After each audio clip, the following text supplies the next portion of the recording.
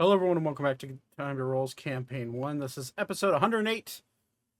We are going to get into this very quickly here. We're going to hopefully get through some storyline. Had to cancel last week because it was my birthday, and sorry, not last week. Last week I was I was hunting in Virginia, and the week before that I had canceled because it was my birthday, and my parents decided to surprise me with a lot more than I was expecting, and I had to last second cancel. So we're yet again having to cancel. Like, only do like 2 sessions a month, but it is what it is.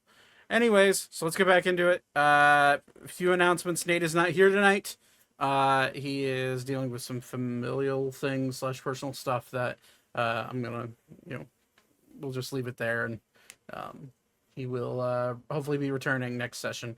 But yeah, so let's get into it. For those of you that are watching this, this is being, or I guess those of you are watching this on YouTube, this is being posted one day before Thanksgiving. Happy Thanksgiving. Enjoy the time with your family if you choose to do so, or friends, or whoever you're thankful for. Thank you for watching us throughout these years, and expect more and more content. Hopefully, a lot more going into 2026, at least to finish up this campaign, and then obviously we'll be going on a short break to gear up for campaign 2. So let's let's get into it, and we will start a little bit of a recap and go from there.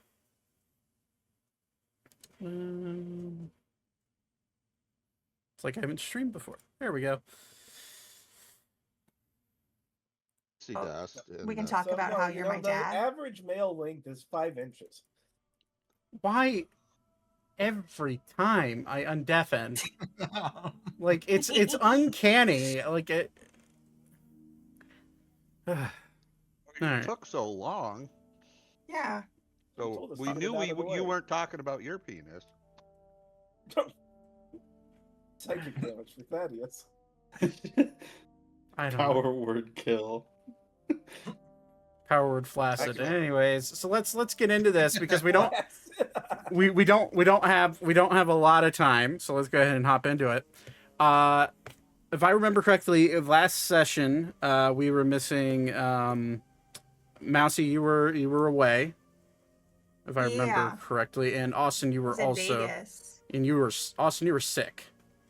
Yeah. So let's get into a little bit of a recap for you guys, and then a little bit longer, and then we will get into what our current situation is.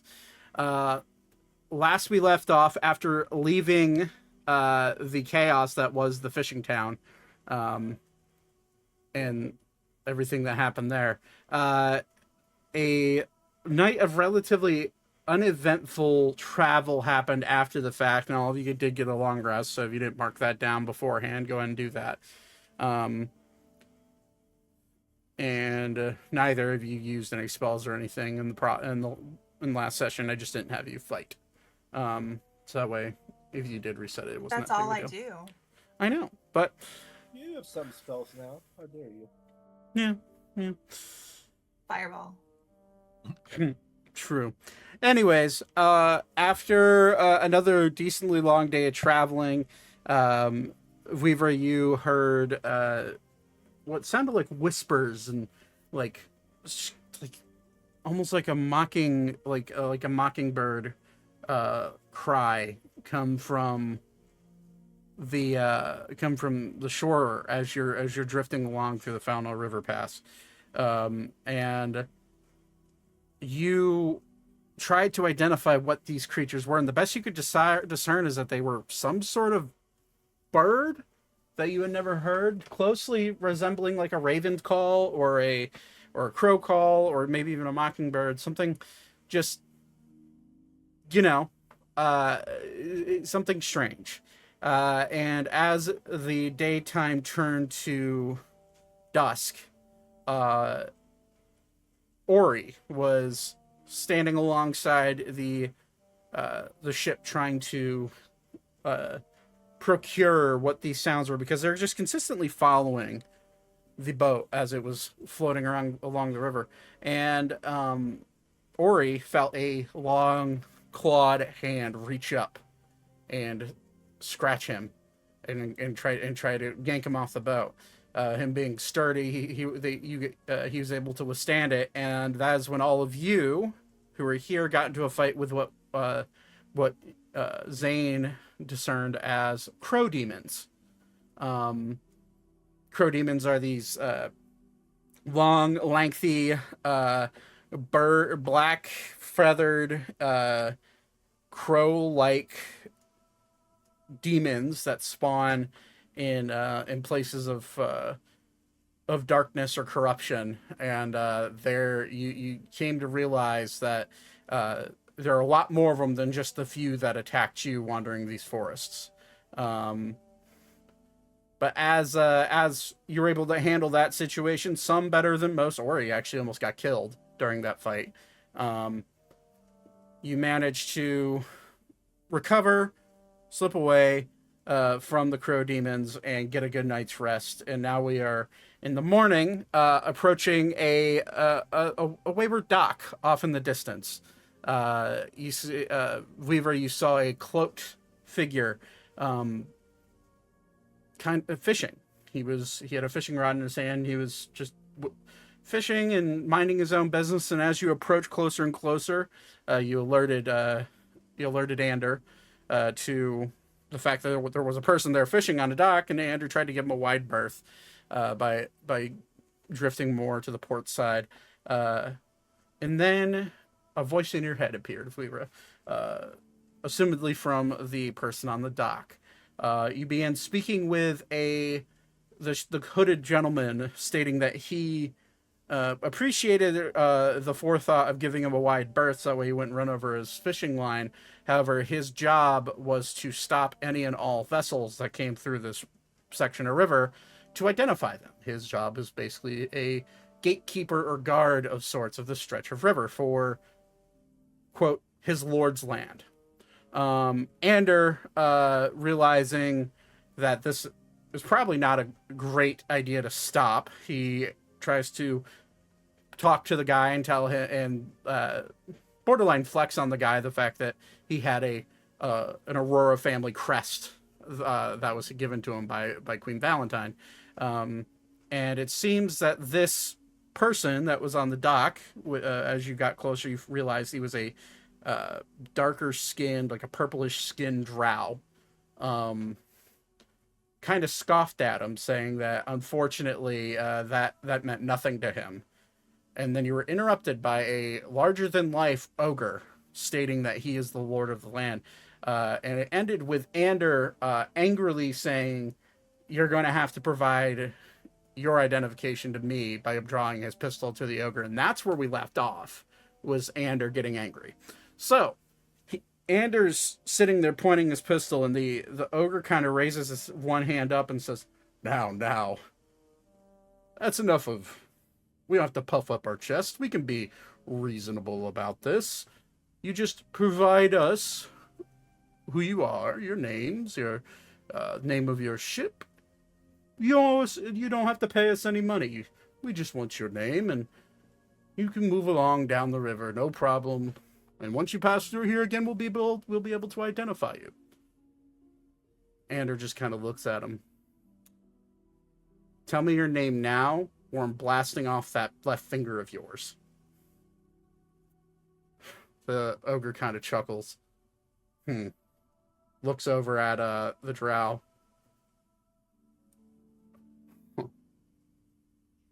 Up there, do it. And you see the drow, Weaver, specifically you because you're closest.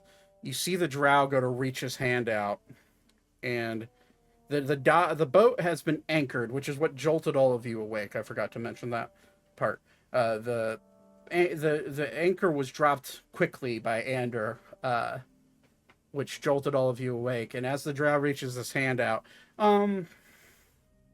sure, because it's been a while since you've rolled a d20. Mousy, can you go ahead and roll a d20 for me? Yes. D20. 12. Okay. So this is for a Constitution save for the boat. 12 on the dice, which is it does get a plus 10, so it's a 22. However, as the drow mage reaches out to cast a spell, you see a warbling, like, purplish energy start to, like, surround the entire boat, and you see parts of the bow start to crack, and as he casts gravity sinkhole on the front of the boat. And you see, like, this darkish black pit start to form, pretty much right next to Vivra.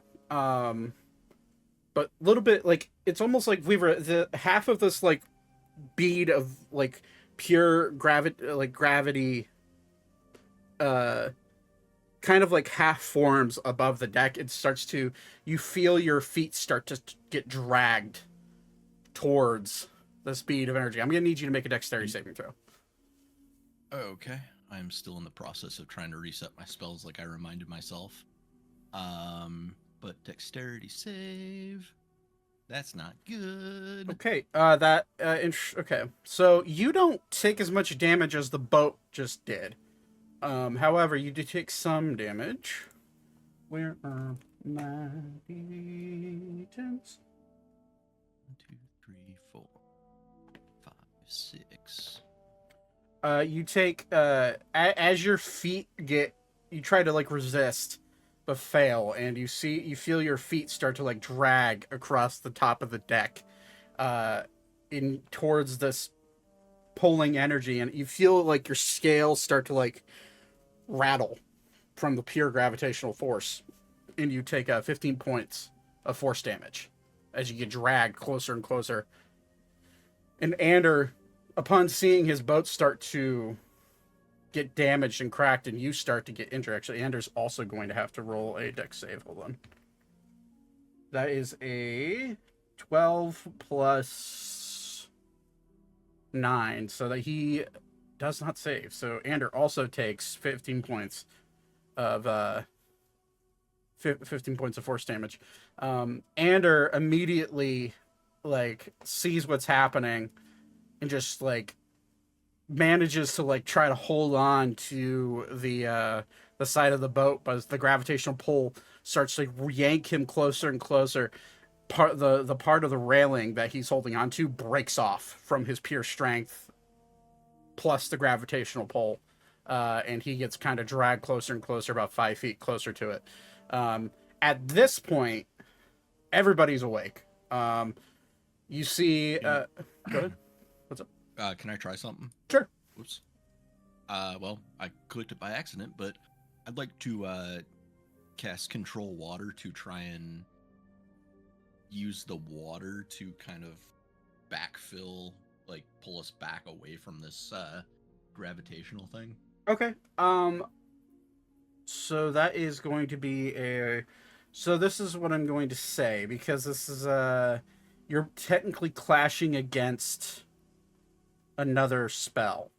What I'm gonna, so you can do that. What I'm gonna say is we're going to roll the spell save, 1 for the boat, to see if it does anything. For Control Water? You're trying to physically push the boat that's anchored, both by a gravitational. Oh shit! I forgot about the anchor. Hang on. Yeah, I wouldn't have done that if I knew we were okay. anchored. Which okay, scratch that. Yep, no problem. That's what I get for trying to do too many things at once.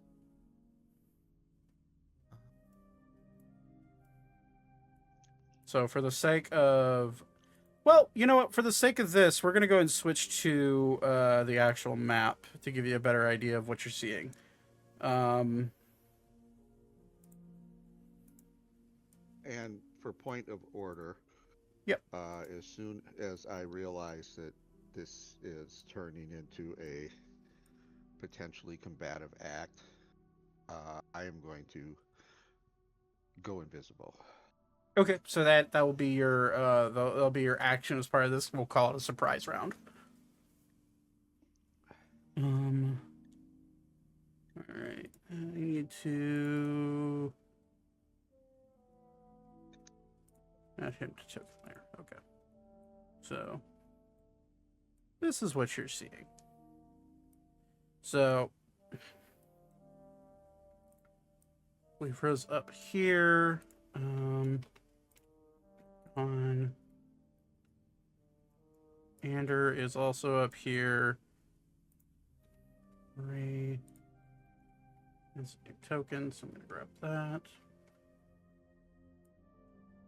That's what I'm going to do instead. And Ori just broke the piano. All right, and let's see here. And Archer's up in the fox or the Crow's Nest. crow's nest. Thank you. Zane, you are probably below deck, I would assume. Sure am. Thaddeus, you're near the piano. Alchemist would be below deck. Actually, you guys would be over here.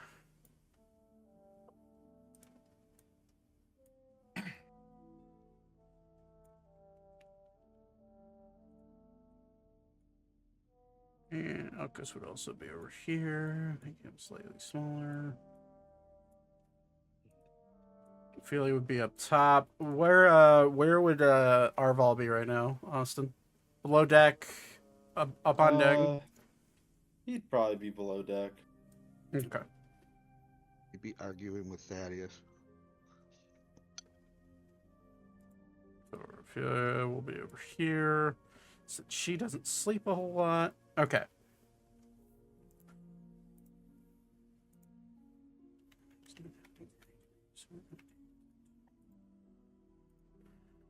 All right.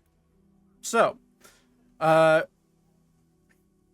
currently there is a giant, not giant, it's about the size, I would say it's about the size of a soccer ball, of a black hole that is just a bead of gravitational energy here right at the front of the ship. There we go. Does it look like the mage dude is concentrating on? Make a perception check. I'd say with no, just a regular perception check. Normally I would give you disadvantage, but 25. It seems that he is keeping. It seems like his hand is up, holding on to the boat with this gravitational spell. Cool. But okay. You hear the ogre bark out. Now. You just. All this will end. Your boat will not sink to the bottom of the river. If you just yield. And Ander just goes, fuck you. And he's going to fire off a shot at the ogre. With disadvantage because he's actively being pulled.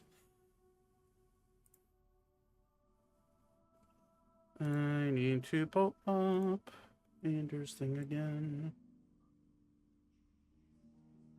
I have what I want to do. Okay. As well, so. So I will say right now we are a turn away from a potential combat. What I'd like everybody to do is I will give everybody movement and an action. So if you want to use your action to dash for those that are underneath the ship, you can do that to get up on the deck and place your token wherever you want on the deck. If you want to stay on under deck and say prepare a spell that will happen once you get vision of whatever's happening, y'all also allow that. So it's you go figure that out. Okay, Andrew's gonna shoot. That is a. Does he not have his flintlock on his inventory? I guess he doesn't, but his attack bonus for everything is plus 15. So we're just going to use the javelin attack. See if he hits. 27. That does hit the ogre. That damage is not right, though. So.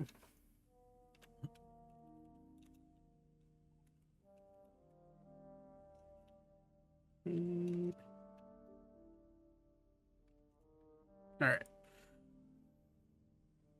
Horrible rolls. So 10 points of damage ring off as Ander gets a shot off. Oh, he's rolling with disadvantage. Shit. Roll one more time. 17. That still hits. It's a big target to hit. Okay, so 10 points of damage.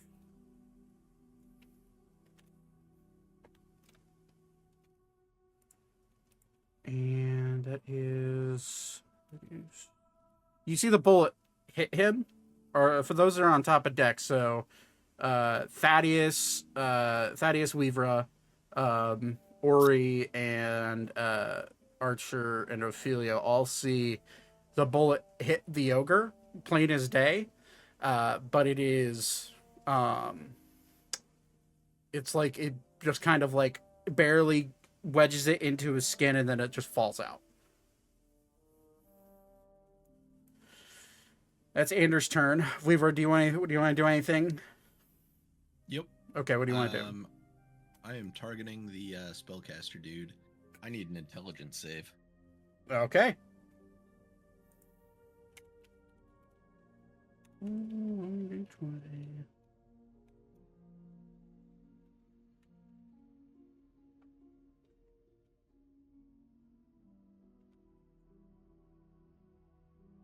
$25?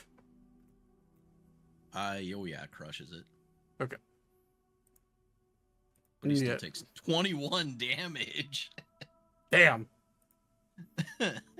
Try to feeble mind. So as soon as you do that, so he also needs to roll Constitution saving throw, which his Constitution as a wizard is not very great. One,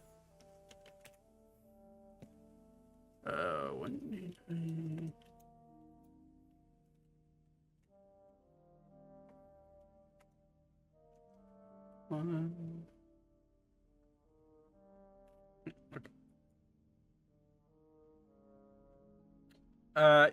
Yeah, so he beats it. Okay, so he's keeping.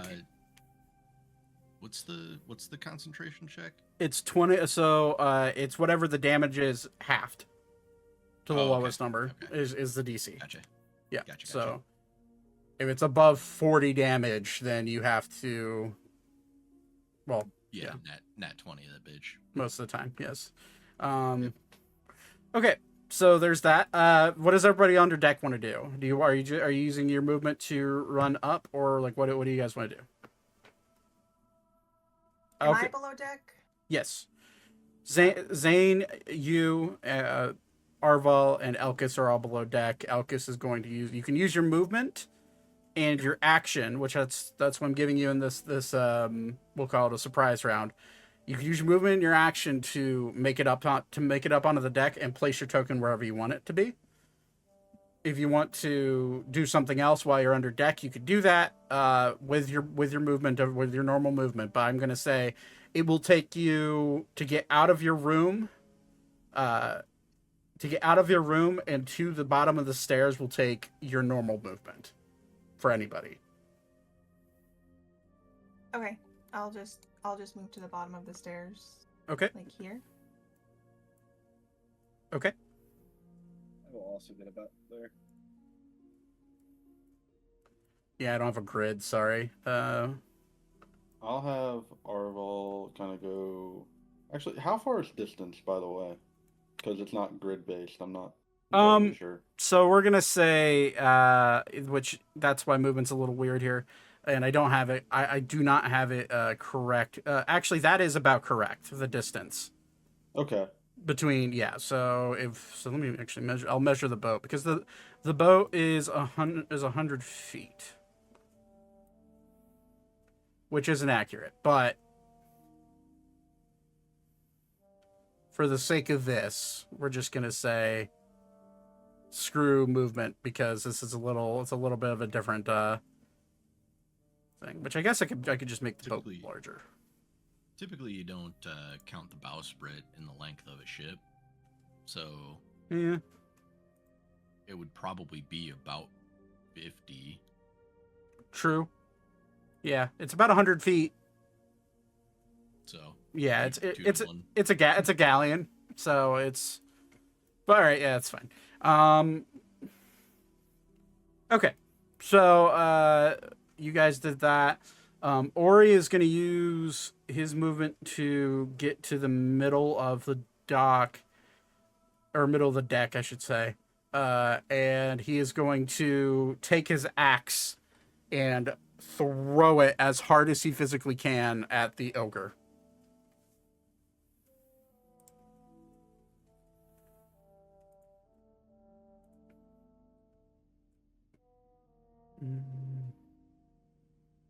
So it would be plus his.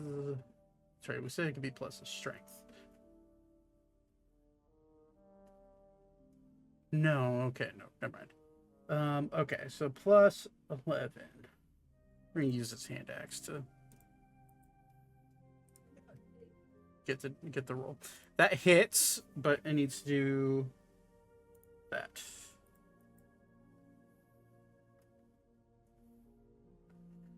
$24 total radiant. Okay. 4. So that is 23 halved. Well, actually, it's magic damage. Let me double check this, guys. Okay, so it's all slashing damage, magic or not. Okay, so that's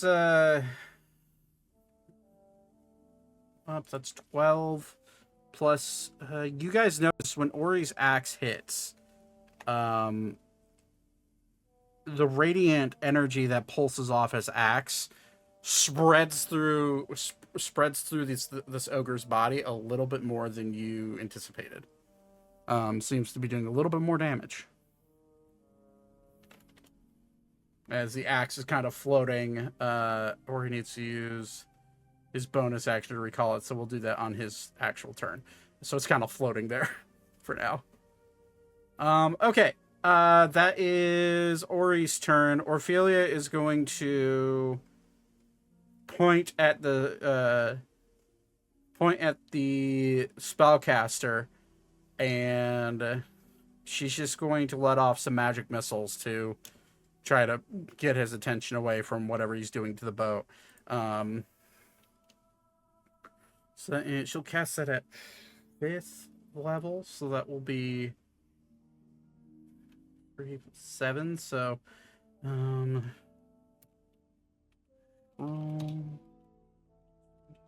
or plus 7. 23 points. Just. So he needs to roll.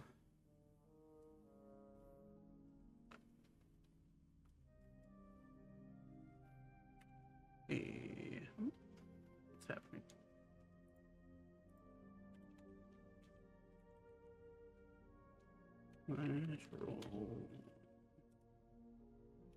Doesn't he need to roll since each missile is its own separate thing? He needs to roll multiple. So yeah, that's a good point. I mean, the DC is obviously 10, but still. Yeah, so we're gonna have him. I haven't rolled 7 of them or whatever, 6 of them, whatever. I don't remember. 7. So it's gonna be 7 plus, and we'll add 3 to each. So I'll go ahead and roll 7d20. We're gonna add 3 to each one and see if. So 17. Okay, so the first one, damage wise, is 2. Yep. 4. Yep. Ooh. Let's see here. So plus 1. So that's 4. Okay, so he beats it there. It's halved. Yeah, unfortunately, he just manages to hang on after getting smacked by a few, even with the shitty rolls at the end there. So he's still keeping concentration. That's her turn. Archer's going to cast a gun because he has one of those now. And he's going to, you're going to see him like pull out a what looks to be some sort of long rifle out of a bag of holding. Pull it out and aim at the caster.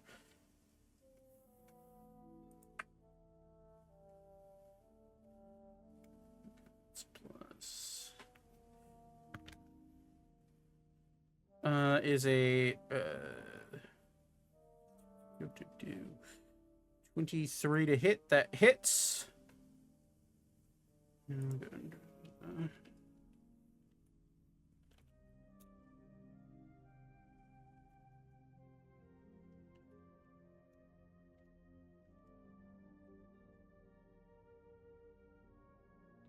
23 points of piercing / bludgeoning damage, which he takes all 3 of. Actually, I rolled 14 plus 9, so that's 23. You're gonna actually see him cast shield, and that's gonna do nothing as his reaction. So that is the surprise round. Now I need everyone to roll initiative. As convoluted as that was. Do I get movement? You can movement, but your act or action was to go invisible. So if you want to move, feel free to put your token wherever you want. Within, you can make your way to Ori, equivalent, just for distance. Yeah. What's my distance to shore from here to that tree? To safely make it, it's about a 30-foot tree to the nearest branch. So I'm gonna say 20-foot leap plus about 10 feet up. So I would say you would need to be able to long jump 30 feet, which I don't think you can. No. I just needed a reference for the next round. Yeah, no problem. All right, I have a lot of initiatives to roll for.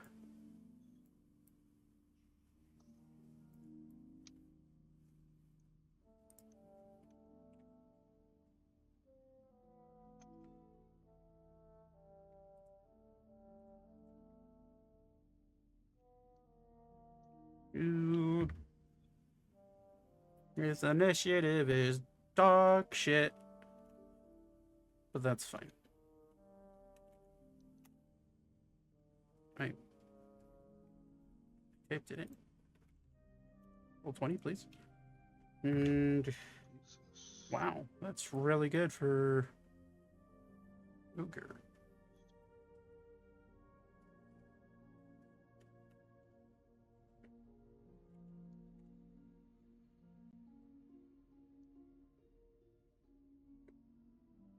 All right. As the fight begins, it is the Lord's turn. Let's see here. Let me switch music.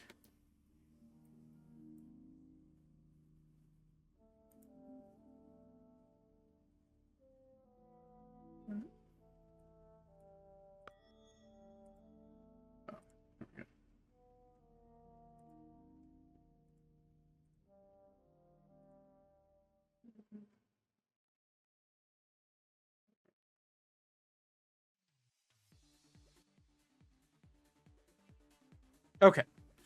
Top of the turn. I do need to roll initiative for Archer and Ander and Ophelia and Alchemist.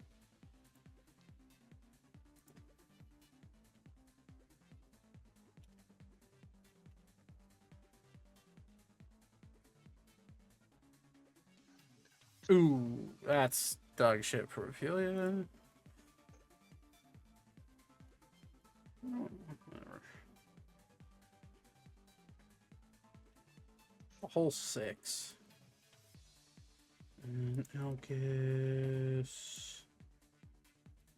Not bad. And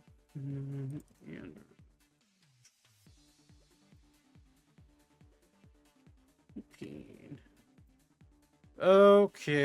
Good. I don't think he tied with anybody. All right. Archer's turn is at the top. Archer's going to jump up on the top of the mast.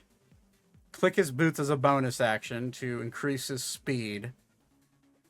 I'm sorry. Clicking his boots is not a bonus action, it's an action.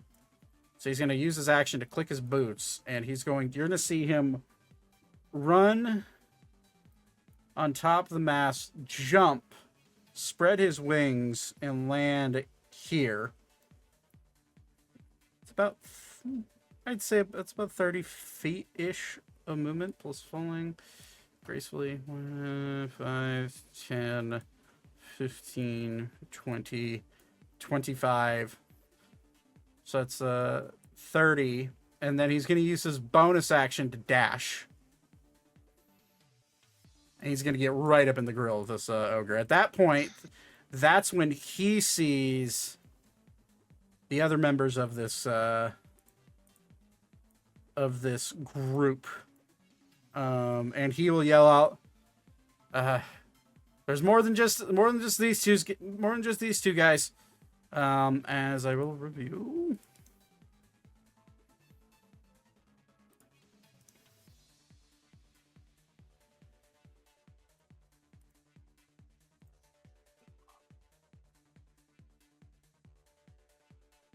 Okay.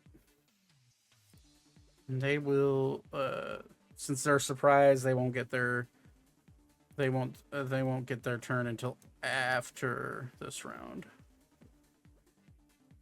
I'm going to add their turn. So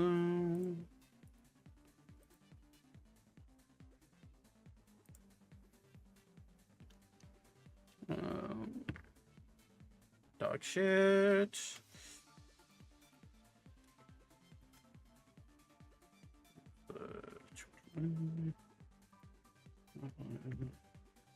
It's a natural 1 for the goblin.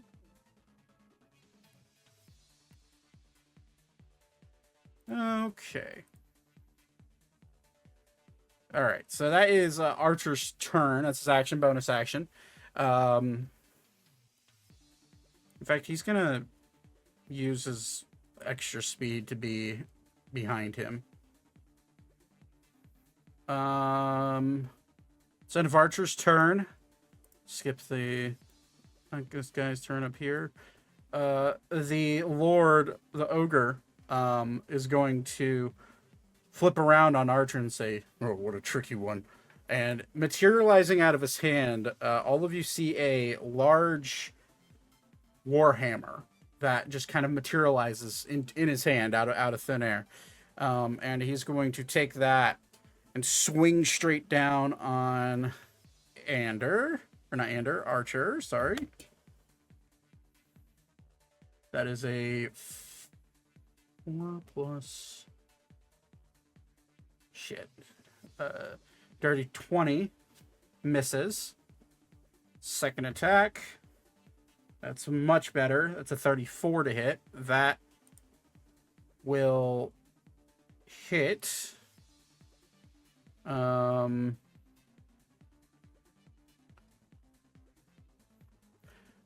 Archer will go and use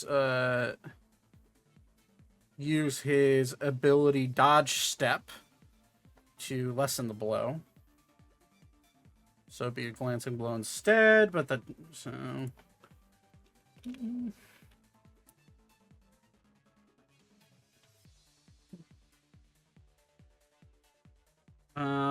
let's say hits.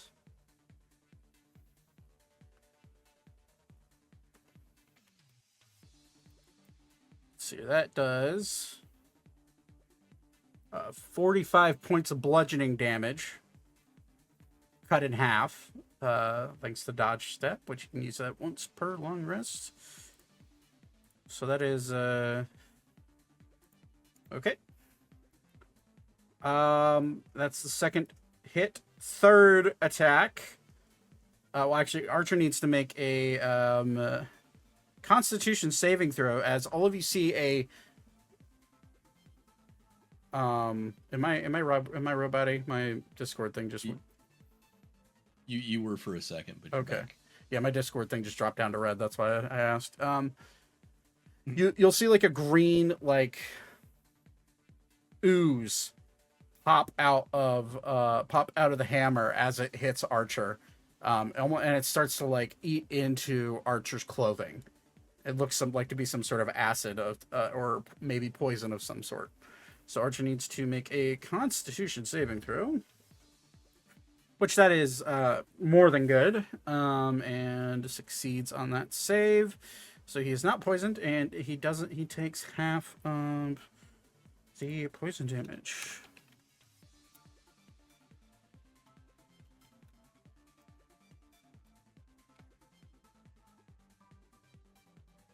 Okay. So he takes half and half. So it'd be half to 6 and then half to 3. Okay. All right. That is the bonus action. Actually, bonus action was materializing. So that is his turn. Mousy just said that they'll be right back. So Panic. I'm going to say, since both you and Mousy both rolled 19, I'm going to say you can go ahead and do your turn while we're waiting for Okay. them to get back. Eeny, meeny, miny. Screw it. While I'm throwing powerful spells out here, never mind. She is back. She can go ahead and go first. Sorry. I'm just gonna run up and start stabbing. Well, you're on a boat, and they're all the enemies are on shore. Isn't this guy that we're this guy? This is Ander. Oh. It's a new picture. Yes. Okay. I did so the was exact same here. thing at first. Right. So it's about 20. You could jump to the shore with your bunny hop if you wanted to do that as a bonus. I don't know how long your jump is now. Is it 20 feet? My bunny hop. Fuck is it? Is 5 times my proficiency bonus. So 20. Your proficiency is plus 4 now, right? 25. Or It's 25. 5. Oh, okay. Well, then, yeah, you could easily make it just as a bonus action. You can make it to the shore. Yeah, so I could land Right about there. here.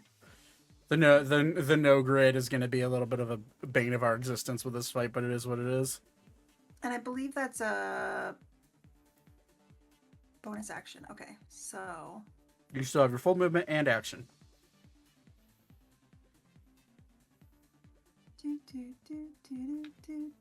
Sorry, I'm trying to find my rabbit hop so I can take it down. Okay, so I will move up to this ogre. Do I get advantage since we're flanking? I'm Yes. flanking with Archer. All right, so I'm gonna roll for my Starblade. It's a 25. 25 hits. And then my Ice Blade is a 22. 22 hits. All right.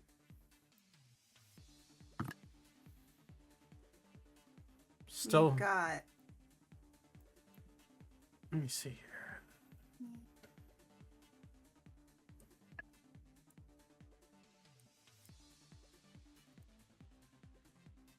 26 damage From both or from? from both. Yeah. Okay, how much was your radiant damage from Calypso? 1. Okay, so what was the total damage? Oh, I'm sorry, not 1. 6 radiant. 6 radiant. Okay. Reason being is that he is resistant to all slashing, piercing, and bludgeoning damage, regardless of magical, if it's magical attack or not. And he is, but he is radiant damage does more. So, which you've now Okay. found out. So, So then there's 6 ice and 6 radiant. okay, so that's 18 damage elemental total. Now I need what about the 2 slashes? The actual like weapon They were damage. both 1. Oh, well that makes it easy They to. were both piercing. So 1 plus 5 or 6.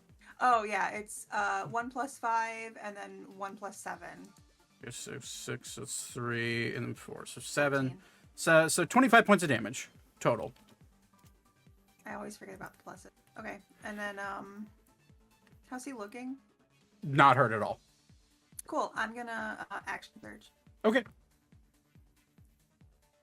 All right. I've got 18. Hits.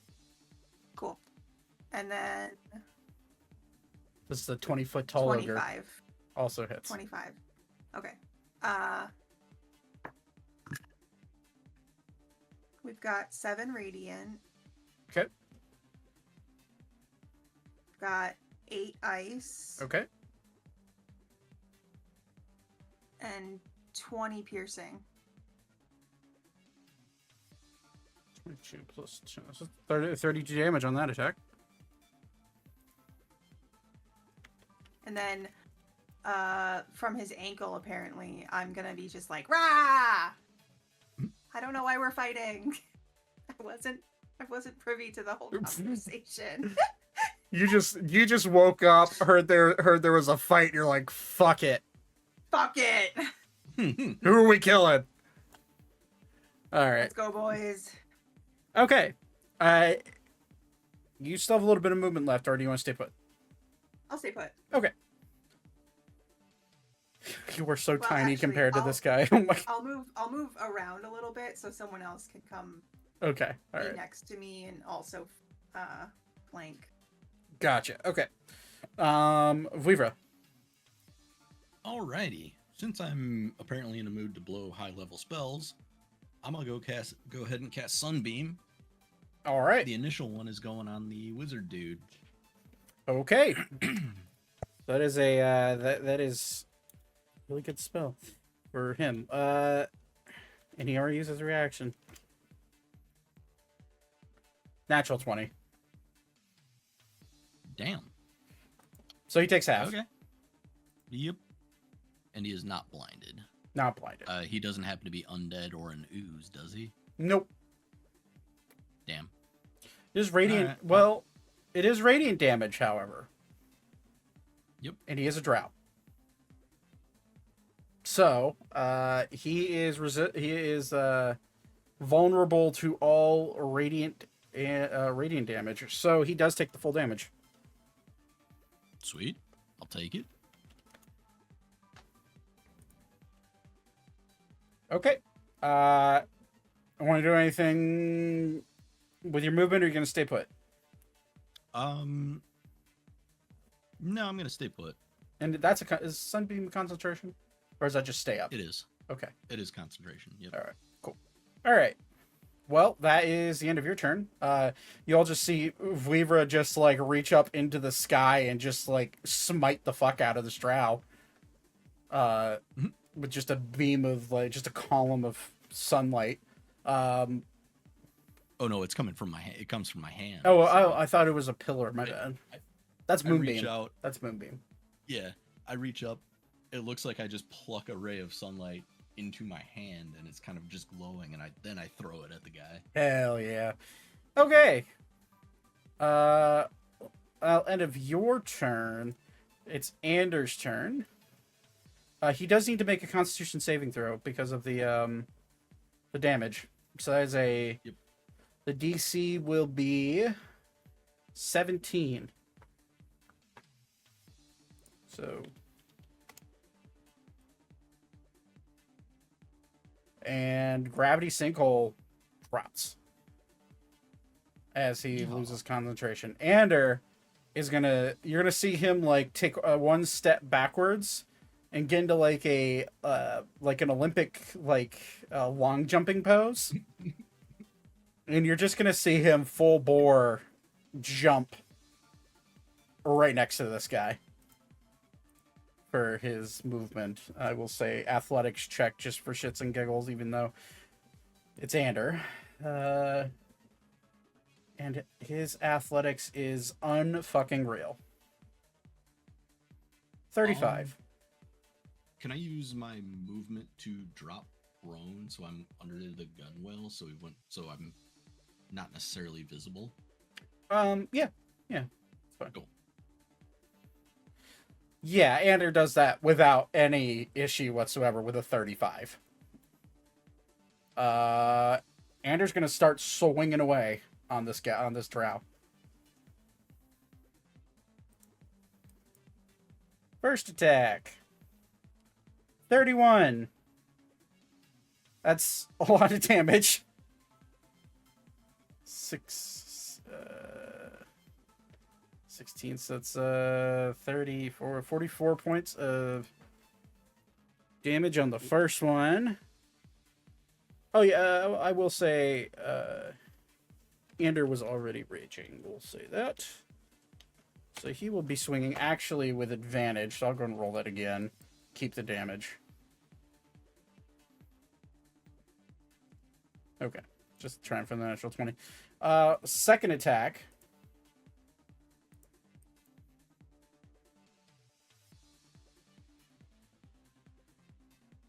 $29 hits.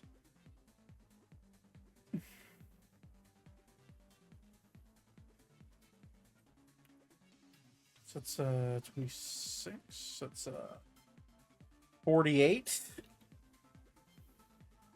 on the second attack because he's doing reckless, and then on his third attack.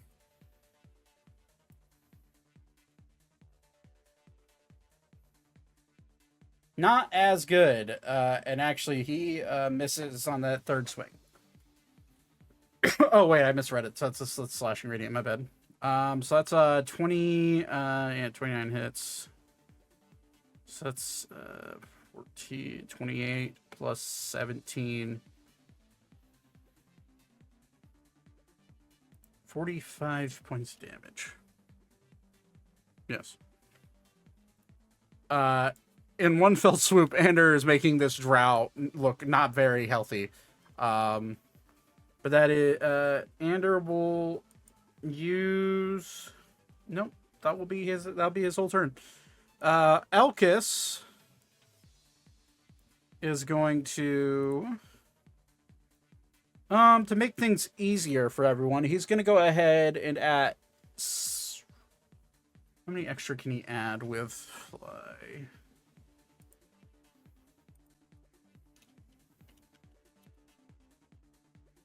How many people can he tap with fly? I think it's one extra, innately. Touch a willing creature. Okay, it's one above third level. So he will go ahead and tap, because he doesn't see you, Thaddeus. He won't be able to, he's not going to tap you. But using his movement, he'll tap Ori, Zane, and Arval at 7th, what's that? He has to do that at 6th level. And all of you now have a fly speed of 60 feet until he loses concentration.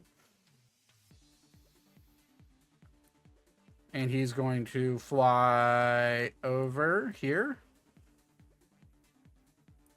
And that will be his turn. He'll be behind this tree. And that's when he will see this another person come into view.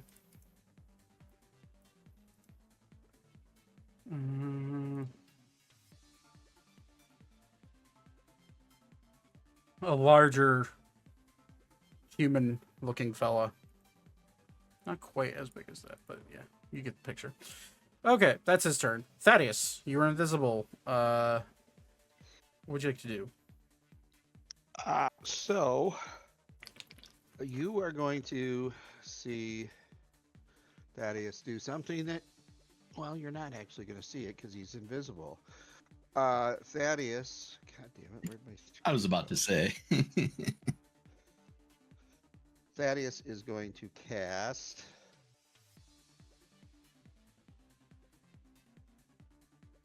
Damn it! Where'd it go?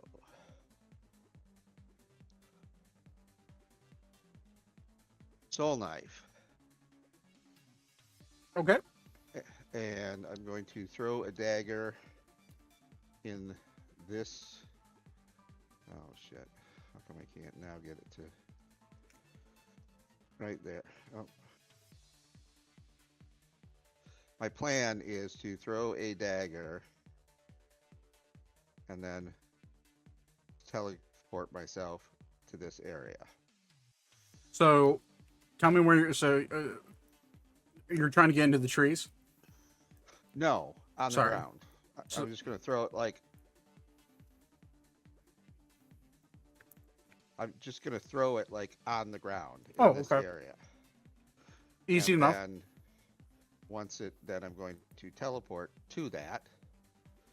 But I don't understand is the distance that I can go. Okay. It says something about a psychic dice. Yes, you have 10 times. psychic dice. Here, hold on. Your soul knife, right? Yeah. It's 10 times the distance away is equal to 10 times the number on the roll. Okay. You have. It's a D6, I believe, when you reach certain levels. Hold on. You guys are 15th level. It's a D10. So roll a D10. Times it by 10. 70 feet. 70. You can move up to 70 Okay. feet. All right. So can I put myself into this? How far I was? God damn it. Why is my fucking hand not working? Yeah, that's where I was. Mhm. I think it's this fucking mouse. So however close I can go to him. Yeah. Let You me can- know. you can get- I want to use the whole 70 feet. Oh yeah, you could get right up in his face. Oh, okay. All right. All right. Well, I'm not gonna get in his face because he's got bad breath. Okay. Now, does that count as an action? Double check. That's your psychic teleportation. It's a bonus action. Perfect. So now, I am going to use my new daggers, my moon blades. And I'm going to swing because I get 2 swings. Mm-hmm. One is the waning blade, which does 2d6 radiant damage, and then the waxing blade does 2d6 necrotic damage, and then the blades do 3d6 slashing, piercing as a base. Yes. So we know So- slashing and piercing don't work. Or he resists them.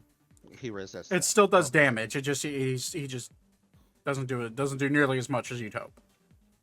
Okay, so I have to roll to hit though, right? Mm-hmm.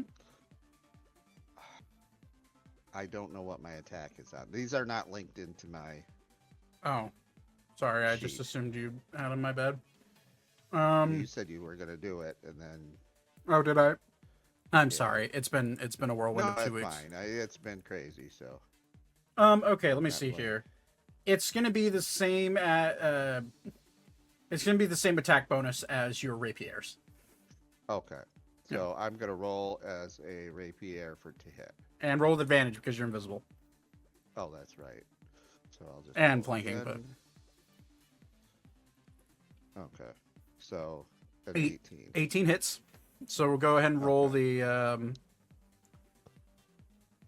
right. So 3. You said D6, right? 3d6. Yep. That's the base damage. Okay. Okay. And then, shit, I have to flip screens again. Well, it's 3d6 plus. Plus 2d6 radiant and then 2d6 necrotic. So plus 4d6. Plus your dex modifier and proficiency bonus, so it's 10.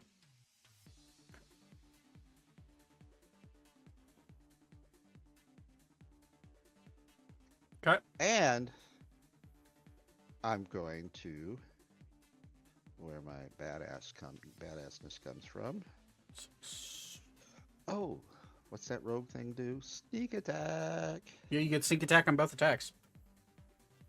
Oh, both attacks? Yeah, it's So twice? Yeah, it's considered a 1-2 combo, so it's all part of the same attack. So good to roll it there. So that is okay, and then you also have your other attack with your rapier or with the other blade. Did I do? No. Oh, okay, I did. You did one I roll. put right. I did both of them together, though. I did the combination of the 7 points with the blades, and then I did rolled 4d6, which was 2 for the necrotic and 2 for the. Well, each blade does 3d6 innate slashing damage, so you have to add another 3d6. Okay. And I will say, and I'd also say for the second hit, make sure you roll again because you've only rolled a d20 twice, which was for advantage. Okay. So this is to see if the second one hits, but Okay. but seeing what your attack bonus is, the fact that you just rolled a 2, is hilarious because it still hits. Jesus. His AC is incredibly low. Okay. So yeah, all right. So that's 9 plus 5. Okay, so I will do the math here. That's 14 cut in half, which is 7 plus 12 cut in half, which is 6. It's 13 plus 26 radiant damage because that's 3 radiant damage. We'll take the first 2 as 3 and then necrotic after that. So that's 3. So it's 6. That's it's another 10 plus 6, 20 plus 10 necrotic cut in half because he's resistant to necrotic. So it's 5 plus 38 or plus 48. So that's somebody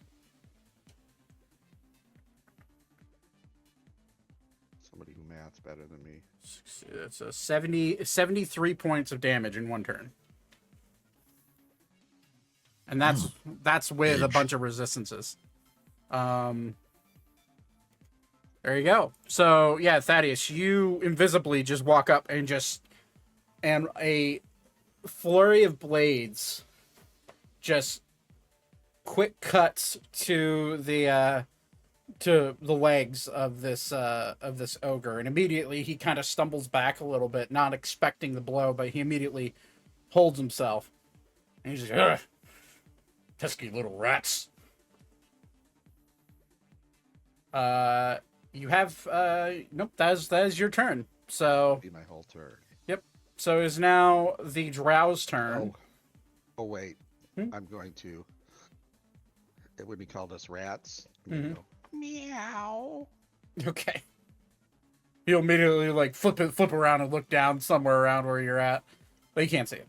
All right. So for the Drow, Gives everybody attack of opportunity. No, kidding.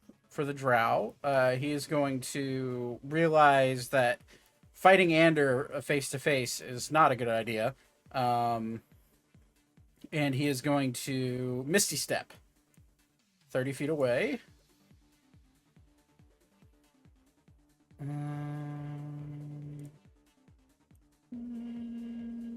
It's like right there.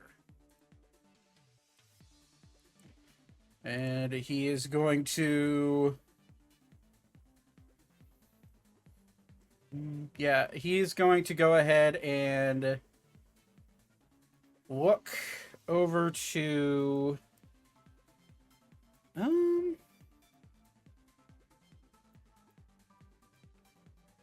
Yep, he's gonna look right at I just eeny meeny miny mowed it. He's gonna look right at you, Elka.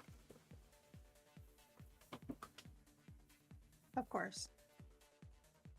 And he'll point his finger at you and cast Finger of Death. Cool, cool, cool. I'm gonna need you to roll a Constitution saving throw. DC 23.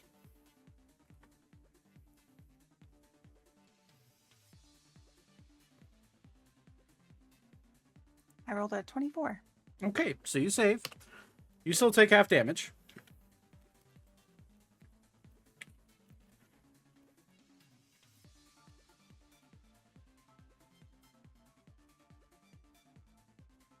Come on, roll the dice. Roll 20, please. So 0 damage.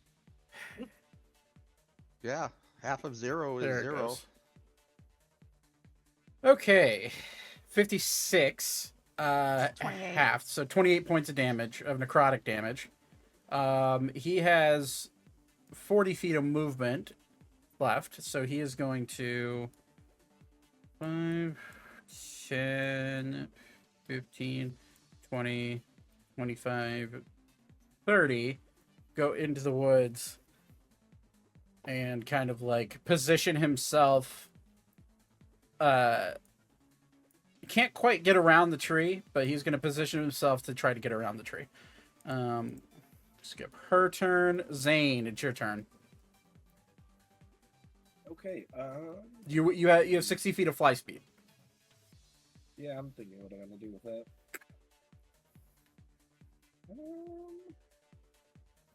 Can I see the guy in the tree if I go about right here?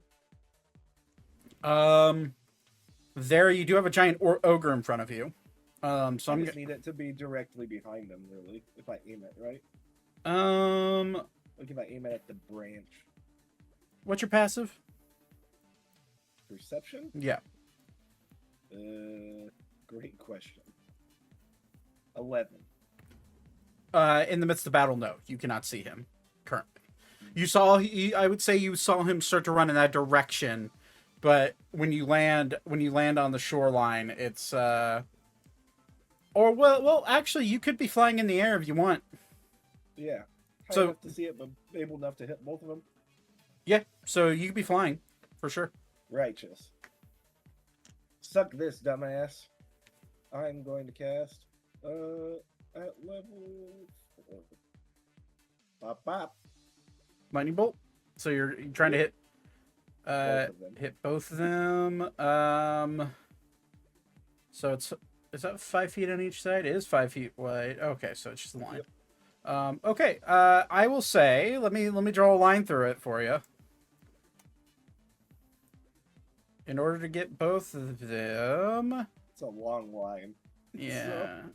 Ooh, It's gonna also destroy the tree, but that's the goal. So 90 feet, right?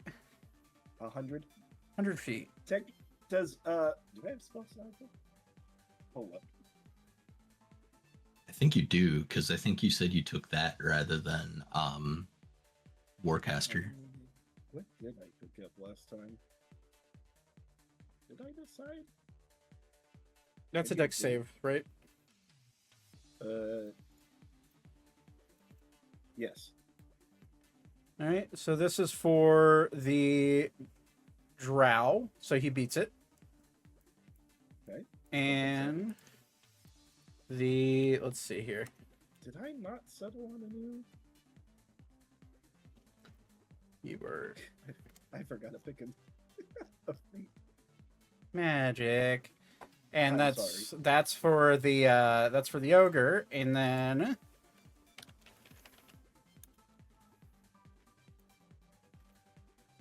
I need to look up stat block because I did not think you'd be getting into this that quickly. Hold on.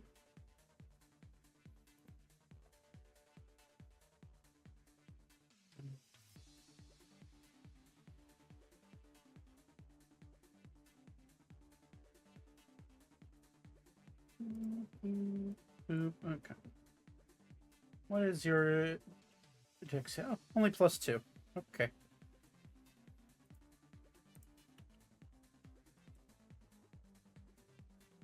Okay, so we go and roll the damage to 33.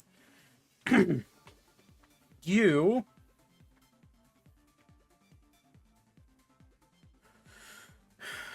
hit the ogre, who takes half, so it's 17.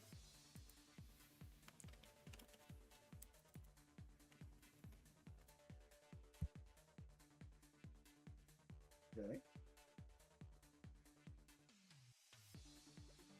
My nephew's just trying to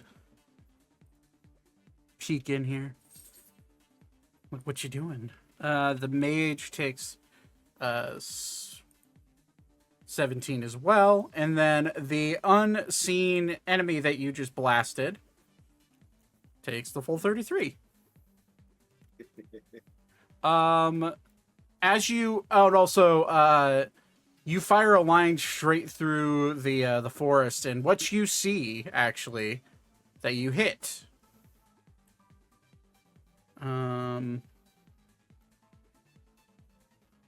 know, you're gonna hate me for this one. You see a diamond-shaped, like, floating object that is hidden behind a It's a tree. sim. It is currently floating in the air, and you recognize this immediately. This is a mage hunter. Oh, fuck.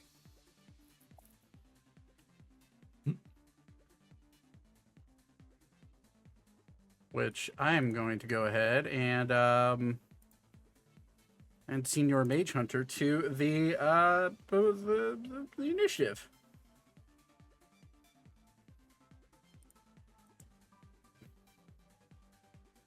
Okay. That will start at the next turn. Boop. Okay, so we are at... I'm back. Sorry, You're that took good. a minute. You're good. Just about to be your turn. Okay, Okay, cool. so you're... Okay, so you immediately see this mage hunter get uncovered. And, you will immediately see, like, as soon as you fire that beam off, Archer's head will kind of, like, flip around, and he will see it as well. And he'll look right... He'll, like, try to find Elkis on the... try to find Elkis through all the mess. And, kind of stare him down with a realization of, oh, fuck. Okay. Is that your turn? You still have a little bit of movement. But do I have enough to get on the ground? Yeah. I'm gonna land on the ground, then I'm gonna bonus action a defensive field. Okay. It is now Arvel's turn. Okay. So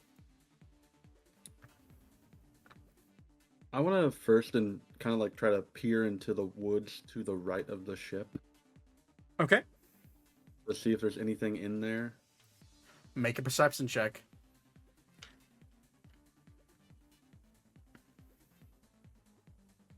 25. That is the DC.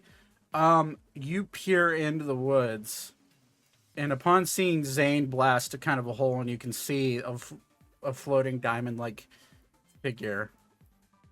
You peer in with a 25. You see 3 more floating in diamond shape.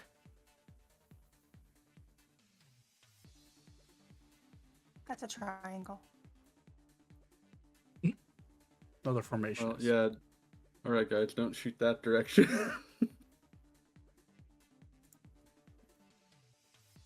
Okay. All right. Well, knowing that, can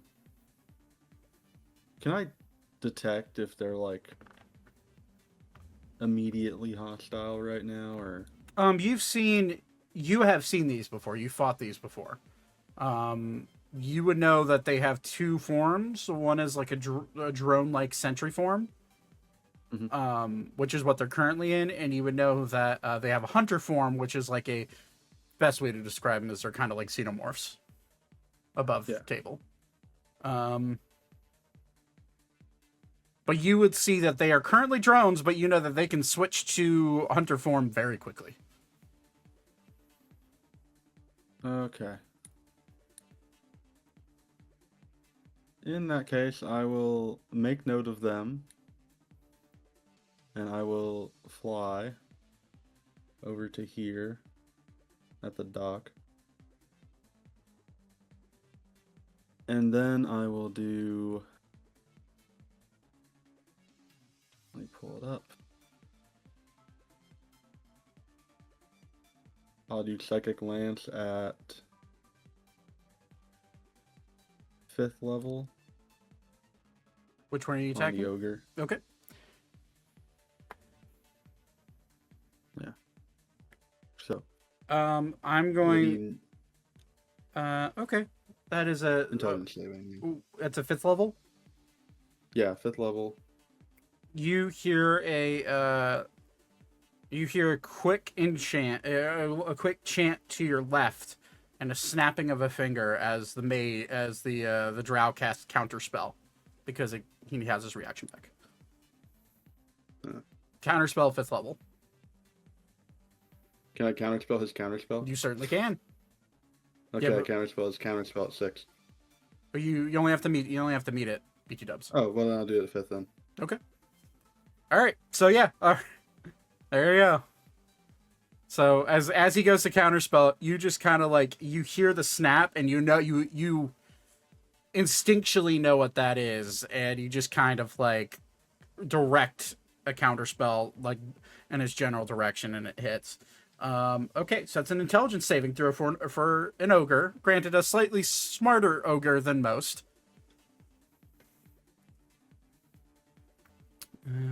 Roll it in here.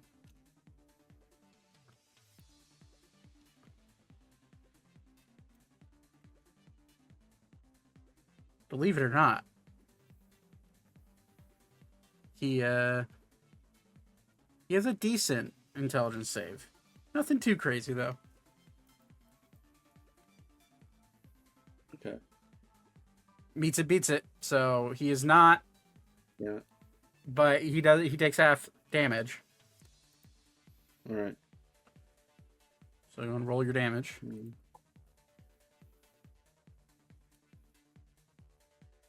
So 20. Yeah, 20. 20 second damage to the ogre. You see like Zane and Elka, and that is, you see like a little bit of blood start to drip from his nose. As you see Beep cast that. Is there anything else you want to do on your turn? You have plenty of movement left. You're technically, question, would you have stayed in the air, or would you have landed on the ground? I would have landed. Okay. So you have, the way fly works is that you have 60 feet of movement and your normal walking speed. All right.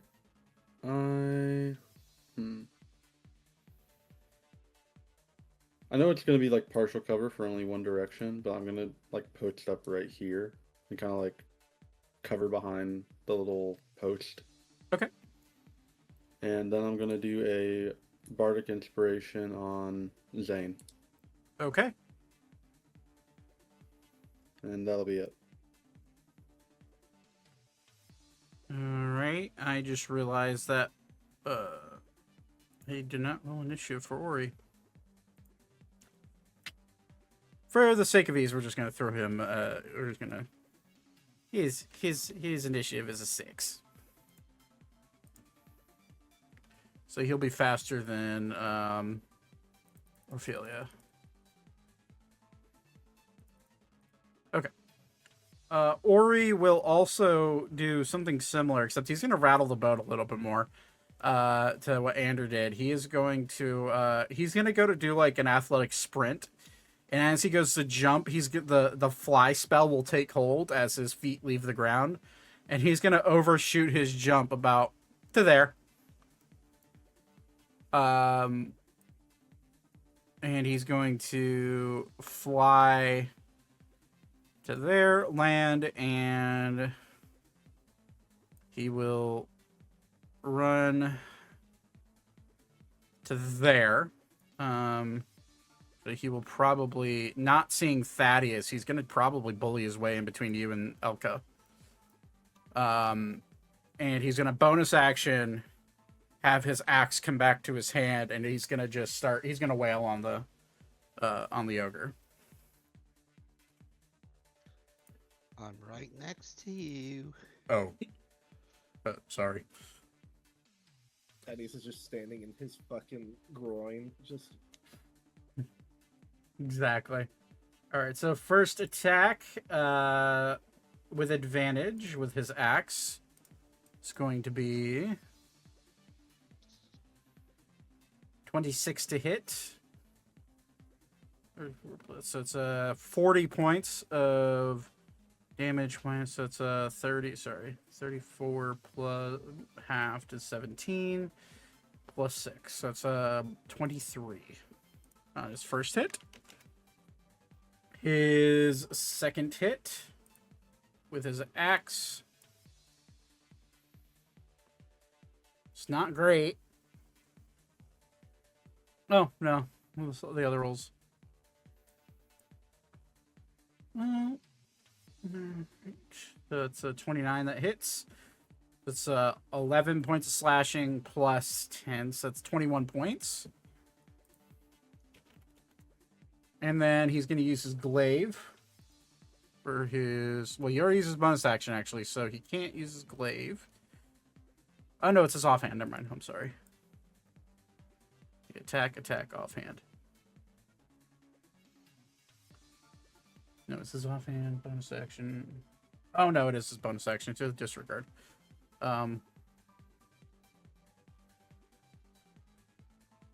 Okay, and... I think he's going to not action surge here. He's going to hold his ground. It is now Orphelia's turn. Orphelia is going to make a perception check. Question, Austin, would you have pointed out the mage hunters in the woods to? Oh yeah, definitely. Okay. Orphelia, knowing damn well what these things are capable of.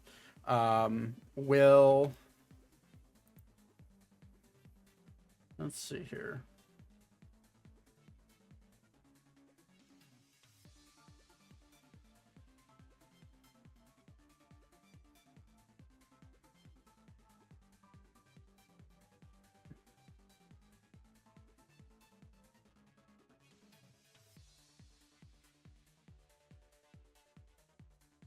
Okay. Orphelia, realizing she's a little bit too close to these things, she is going to use her innate ability to float with her telekinesis. And she's going to fly her full fly speed, which is 60 feet, to there. She's going to make it so that she is far enough away that... Okay, good. And she's just gonna say, well, sucks to suck for this forest, and she's gonna cast Fireball at, we're gonna say 7th level. So I need to take a save for those 3. Fail.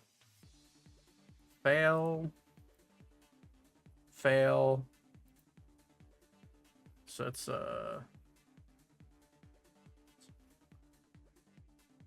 it's a 12d6 fire damage.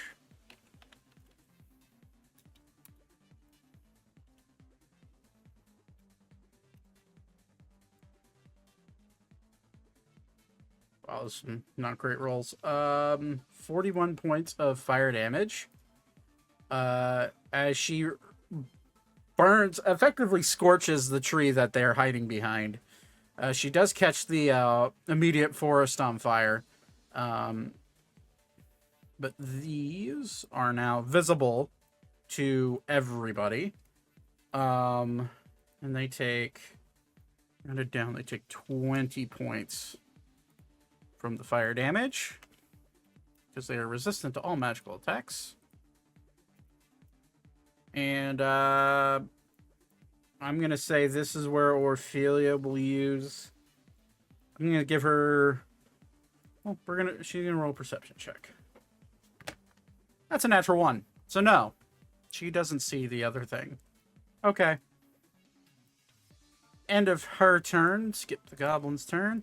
It's back to the top of the order. It's Archer's turn. Archer is going to. Archer's going to fuck this guy up. Did I close his? I did. Oops.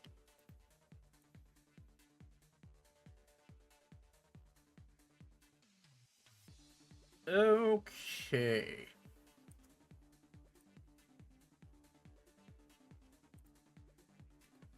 $17 hits.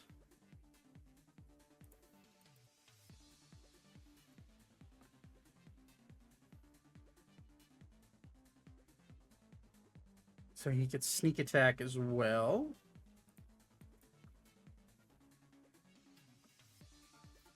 So 19 half is 10 plus 27 is 37 on his first attack. One cut to the he kind of jumps up and does more of a cut to the torso. And then using his other dagger, a little swing with advantage. I should roll. I suppose I should probably roll. The first one is what? 32 hits. Okay, so we're just gonna take that, and then one more roll for good measure, just in case he tries to hit it. Okay, 25 also hits. Dagger. 17 plus attack 28, so it's 9 plus 28 is 37 again. So that is Archer's turn. And bonus action disengage because he is a little bit beaten up from taking that hammer swing. Okay.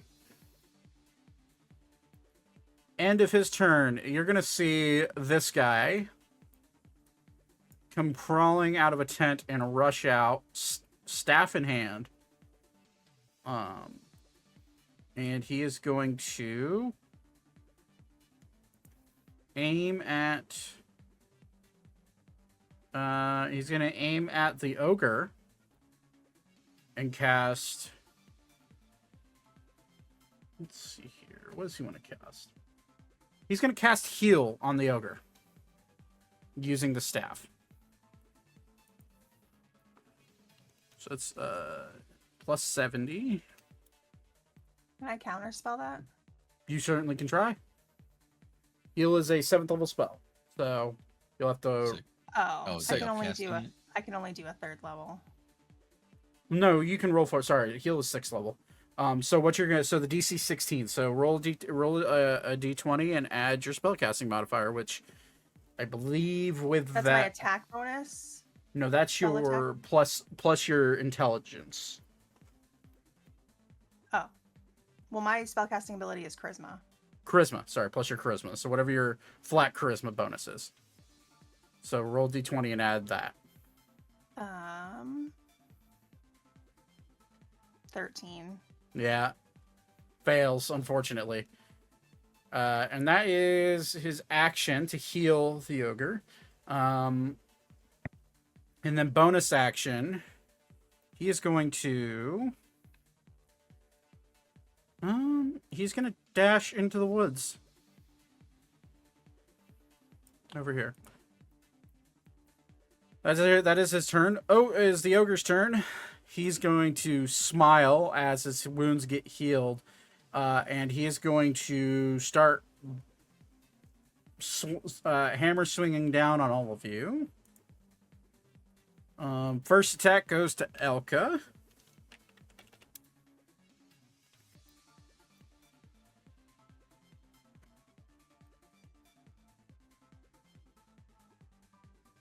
The natural 20, but you're not affected by crits because of your armor, right? Yes. Okay.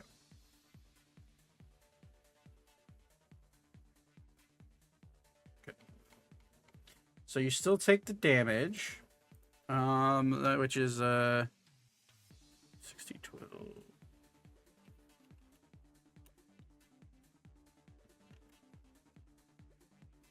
And for that hit. So you take 62 points of bludgeoning damage. I'm going to need you to roll a Constitution saving throw as this green, noxious, like acid or poison gets spewed out onto you.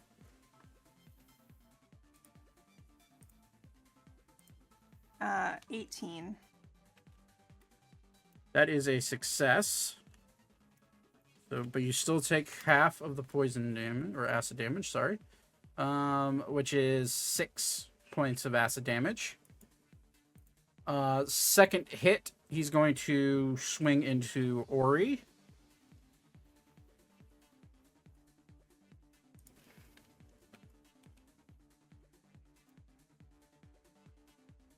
That is a 22 to hit, which I believe is Ori's armor class. All right. It's 42 points of damage. There. Ori needs to roll Constitution saving throw, which he should succeed at. Oh, he's still on advantage, but he rolled the same number, so it doesn't really matter. Okay.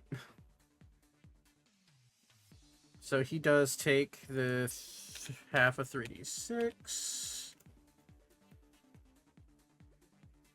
which is another 11, so that's another 6 points of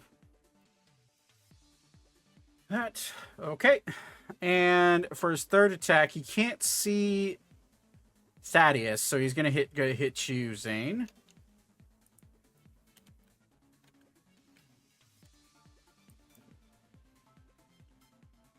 Ooh, that misses. Yes, it does.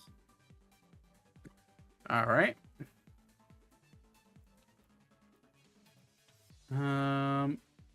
Okay, so that misses. Bonus action. Now that he has that back, he is going to. Yep, he's going to use.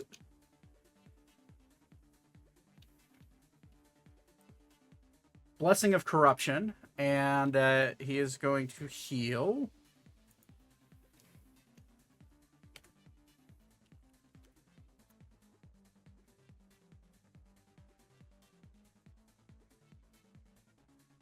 A half of his hit die. Or half of his hit die, which is, okay.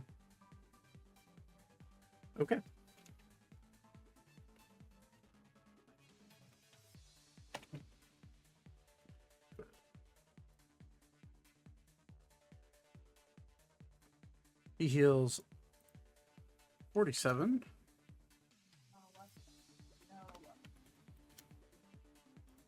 As you watch this like acid like liquid start to where it would normally corrode away at someone, it like starts to like mend his wounds that he's taken from you. And you see his like cuts start to disappear and he just smiles at all of you. That is his turn. He's going to stay where he's at. It's now the Mage Hunter's turn. All of them are going to bonus action. Shift into their hunter mode. And I mean all of them. Even the ones you can't see.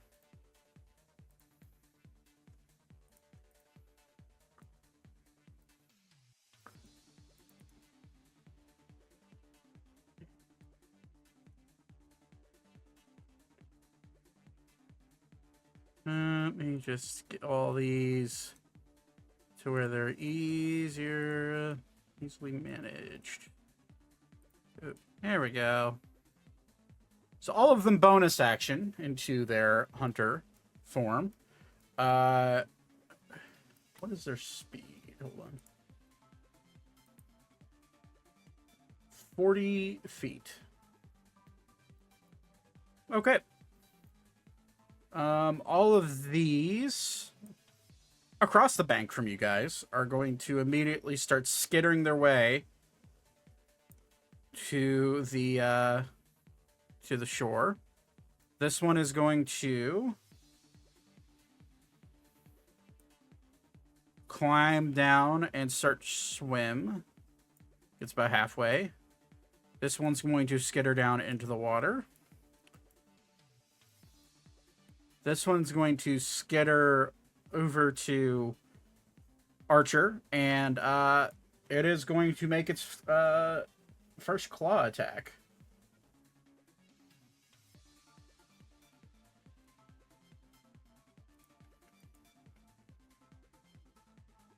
Eight, 15 misses. It gets one more of those. 23 does hit Archer. So that is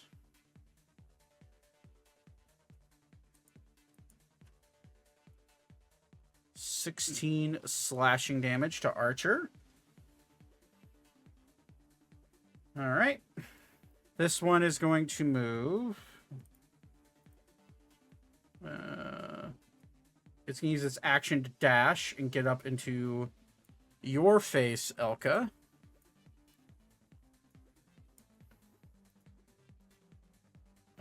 This one is going to make its way closer.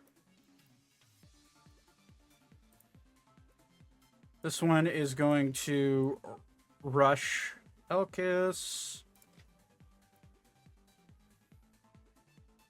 One's going to make it as close as it can to Elkis, which is right about here. The same goes for this one.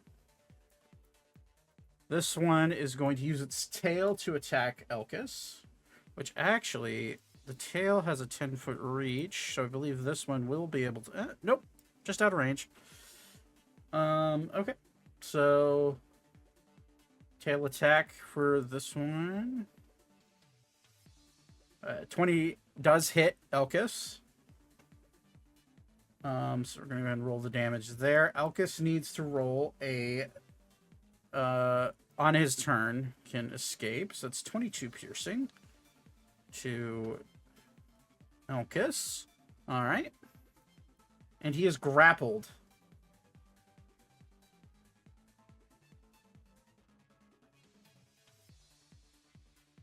Until he can escape from his turn. Okay.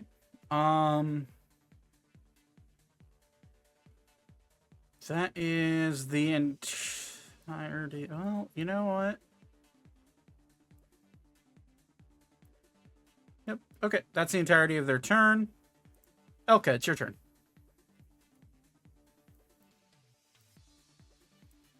Okay.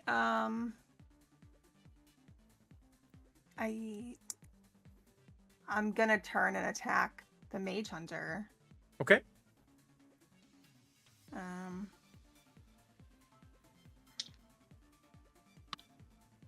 right. I've got a 25 and a 24. Both hit. You can just give me total damage. These guys aren't... I don't have any weird... Okay. All right. Let's see.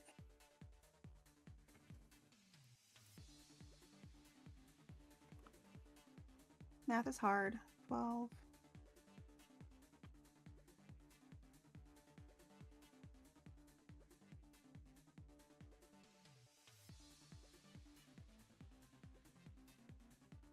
$30 damage.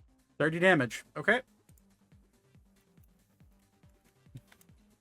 You cut into that one, and that one screeches at you. And immediately, like, you see its teeth start to, like, move and, like, have... Each teeth moves individually. and you see like this its spines like start to glare and flare out at you, and like it really starts intensely looking at your necklace. I'm gonna bonus action second wind. Okay. Which is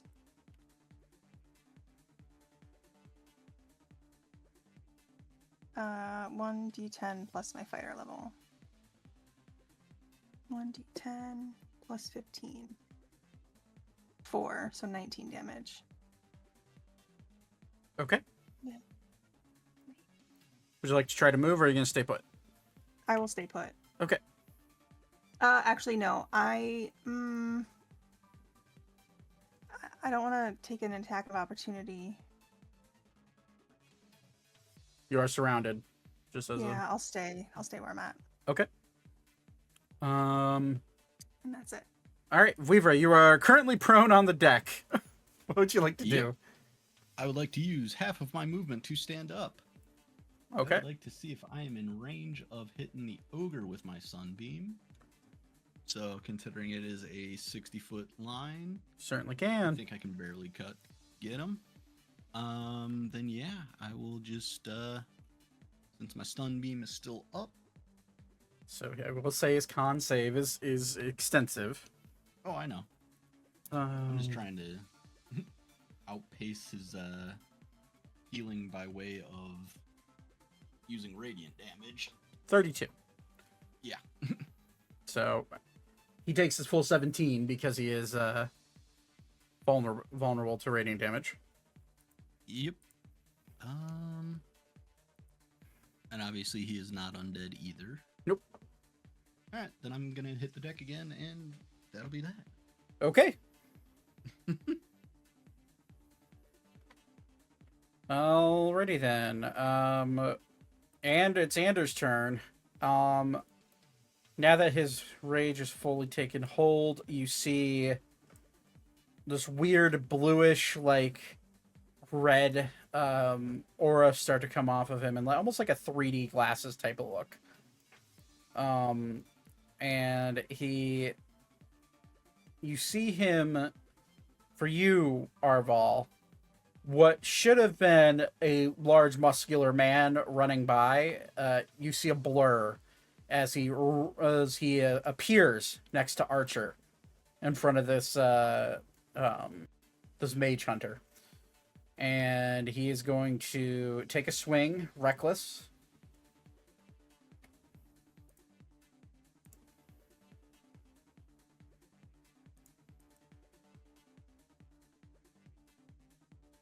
$25 hits, 31 plus 4, 35 points of damage on the first hit. And he's going to attack again.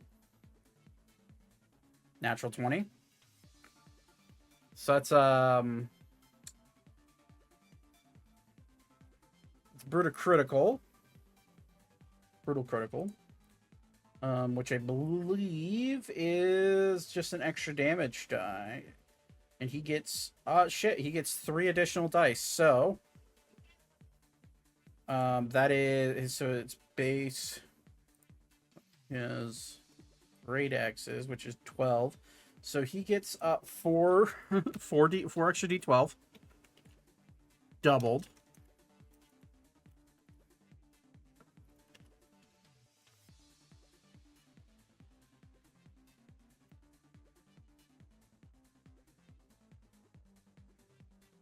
So that's yeah, that'll do it. That's a 78 plus 66. Shit. Roll. Oh, we're gonna take the first number. Holy shit. That first damage roll, they rolled double 12s. Or 12. Oh god. Okay. That is 41. I'm just kind of doing the math here. 81 plus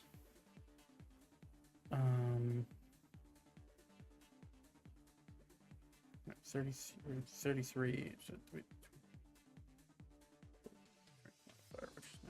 okay, so it's 24, 33, 66 plus 34, which is 100 plus 39 doubled, which is 78. So it's 178 damage to an enemy that has 17 HP left. So it dies. This mage hunter just gets cut in half by Ander. And he's going to, in his quickened state, is going to use the rest of his movement speed to go over to the ogre and attack.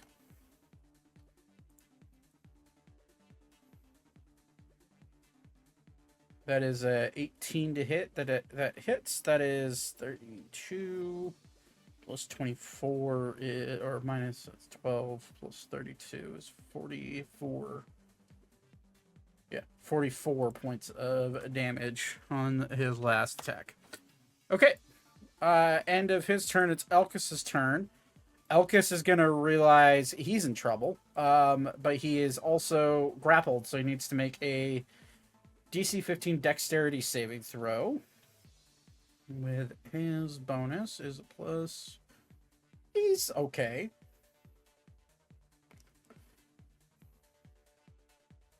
It's +8.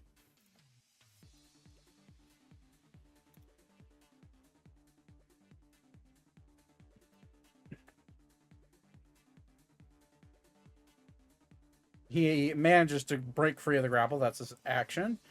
Bonus action, he's going to fucking Misty Step out of there. Can he Misty Step to the end of the dock? He certainly can.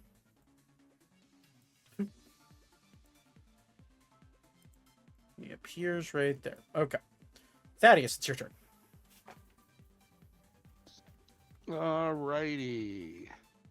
Well, I'm going to continue my assault on this ogre. And sorry, I didn't realize this close. Okay, I am going to use my weapons again. So I'm going to roll twice for each weapon for attacks. Oh wait, I'm at advantage, correct? Yes, you are. You're still invisible, and you're also flanking. Okay.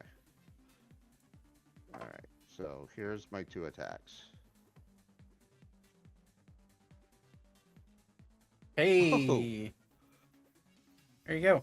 So both hit, obviously. Both hit. So let's start with the first one. Damage. The first one would have been my. I will be fair. The first one would have been my moon, or not the moon. The radiant one. Yeah. Radiant one. Yes. So, all right. So I'm going to do 3d6 for the weapon. Okay. That rolled. Okay, 13. And then it's going to do 2d6 for radiant. 6 total. So okay, that's good. It's 19 points of damage on the first attack, plus your sneak attack, which is doubled. Okay. All right. Well, let me do the other weapon. The next weapon, because that one is actually critted. Did that crit? Yes. Yeah. The second one crits. So, second one crits. So that's the crit. Okay. And So then 2d6 necrotic. of necrotic. Okay, so that's 7. Plus Okay, your and- now roll 2 sneak attacks. All right. Now I have to go back. We need to get this fixed by next. Yeah, I'll take care of it once tonight. No, it's just no, I'm not bitching. I'm just. No, I know. I'm- It's the first one. Oh! Okay, it's all right. 26. Horrible. Now roll it. Oh Or- my god. 26 plus that will up. I mean, it's still 46 points of damage on the sneak attack. So that's At 49. well, no, you double the second sneak attack.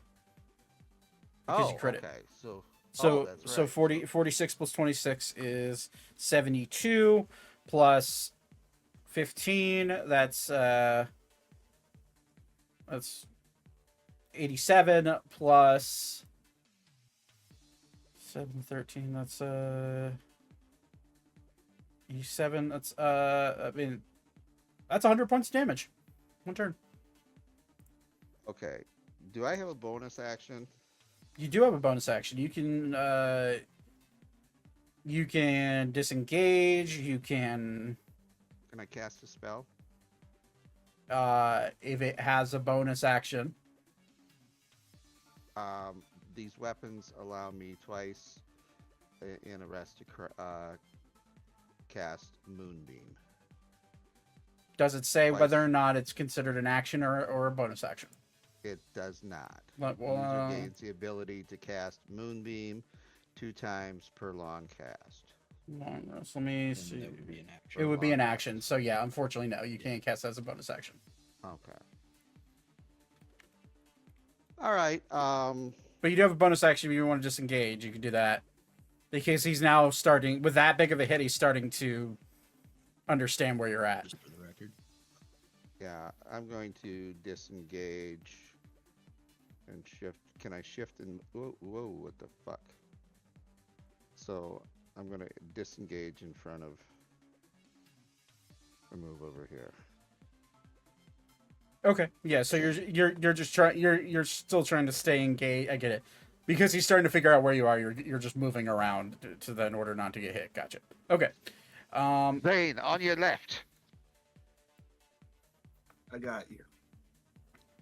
Okay. You sound hoarse. He's been sick. Must have been something I ate. All right, so it's now the Drow's turn. Okay. It's now the Drow's turn. Okay. The Drow is going to. You're fine.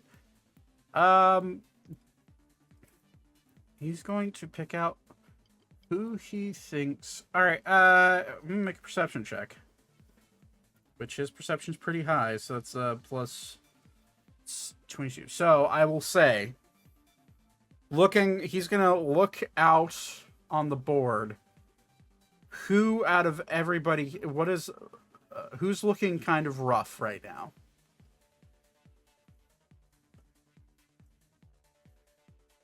As in, is anybody below? Is anybody really injured?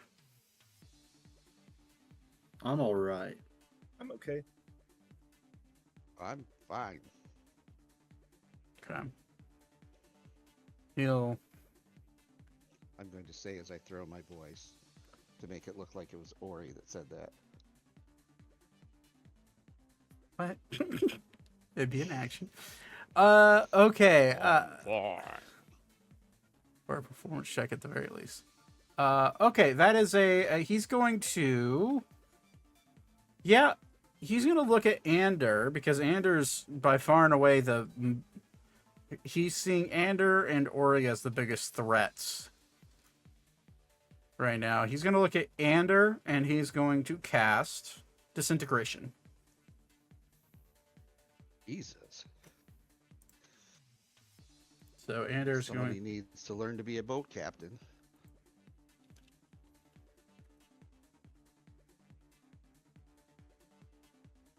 Or Disintegrate. Sorry, that's the name of the spell. Disintegrate. I was like, Disintegration isn't a spell. There it is.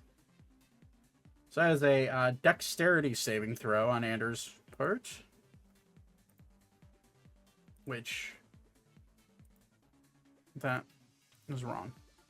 I don't know why it's not I accidentally clicked his proficiency bonus off. On Dex.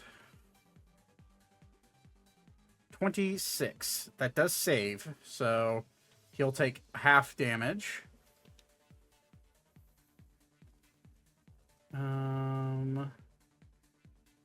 Which is 10d6 plus 40.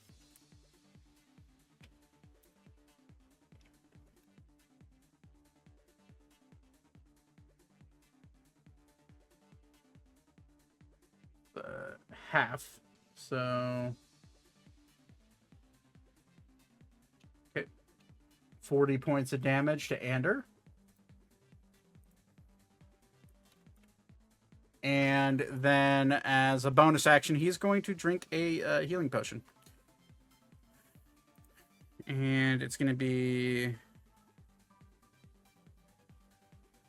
which one? I'd probably drink that one.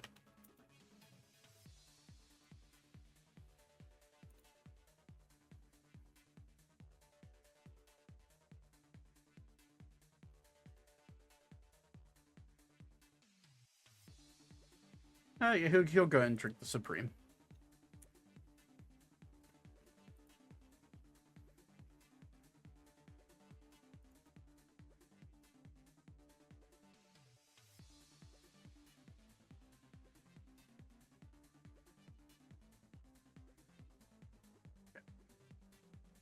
And in this world, the days are slightly different.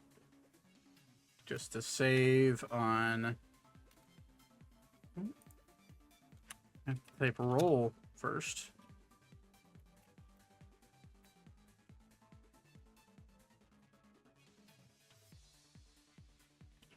$56 points of healing. And he's going to use his movement to run a little bit farther into the forest and try to conceal himself behind a tree. That is his turn. It's now this lady's turn. You see a short, dark-skinned dwarf. Very similar to how the drow looks. Very similar skin tone. And she's going to run up and she will cast... she will... Yeah, she'll go ahead and cast... Does she want to do...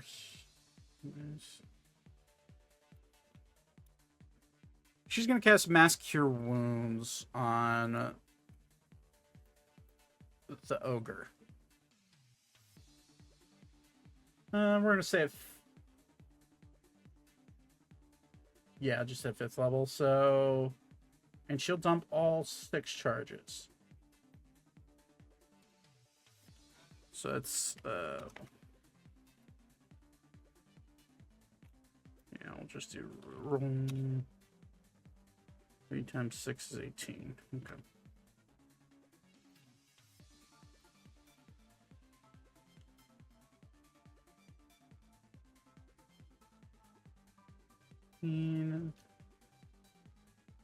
Well, actually, it should probably be 3d8 plus 5. I'm just going to do it 6 times. 20, 18, 17,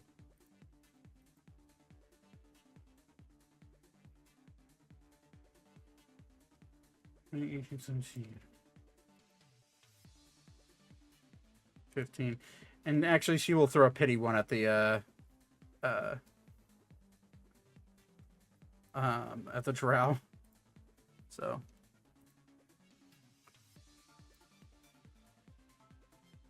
Alrighty, and so I need to do the math there. So it's 35 plus 35, which is 70, plus 14, which is 84.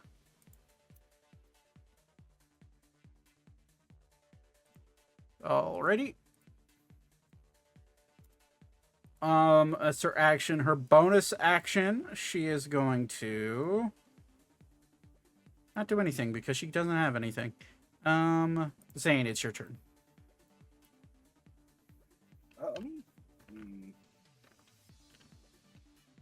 I'm gonna run up and punch this fucker twice in the head. Okay. Let's just do this.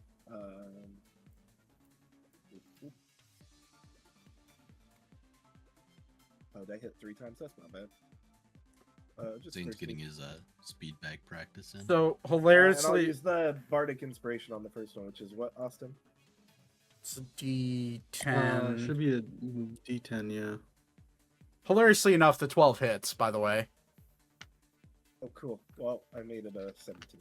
Okay, So. so both hit. Calculate damage.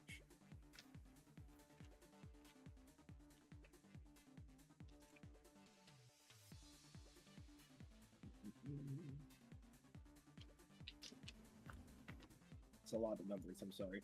No, you're good. So, Have you seen the amount of dice I've been rolling for this combat? I uh, sympathize. 1d8 plus M plus 1d8. Fire and necro. Okay.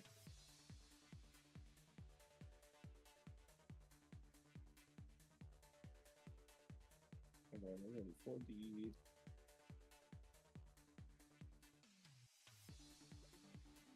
I think it only took the first one into there, so that's really dumb. Reminder is this is all thunder damage, right? The first bit is the second. Is it four? Yeah, the second two are fire, and then the last two are necrotic. Okay, the last two will have because he's resistant to necrotic. But both of those hit, yeah. So I got Yes, yes, both of them hit for sure. Fire. 6.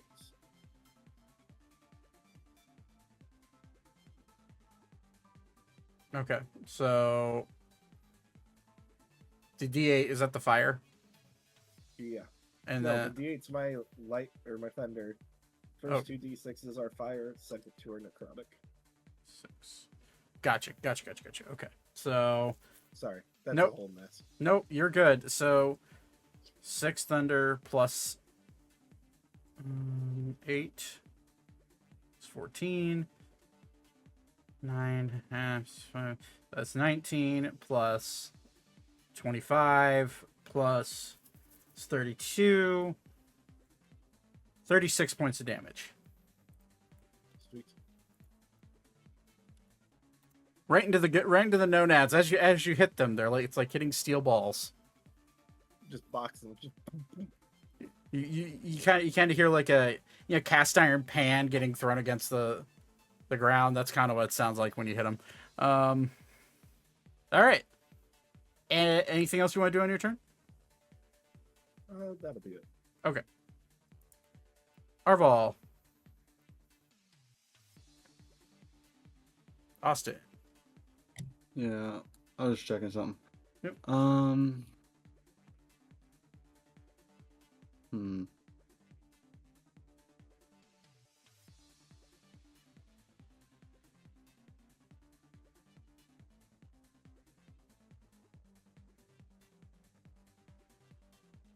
Just checking one thing.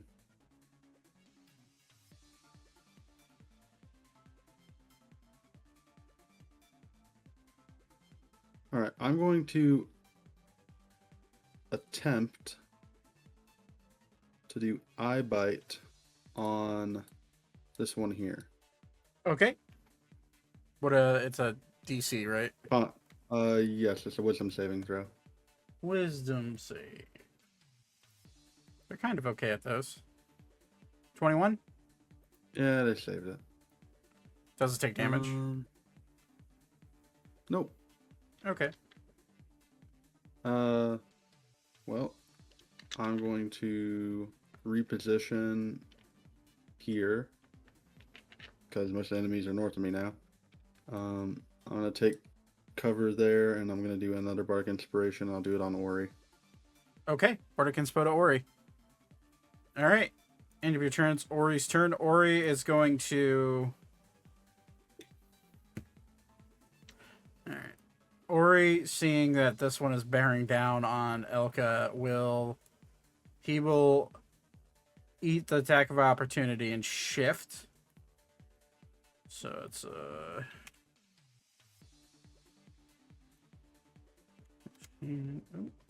forgot to do the roll part again, Zach.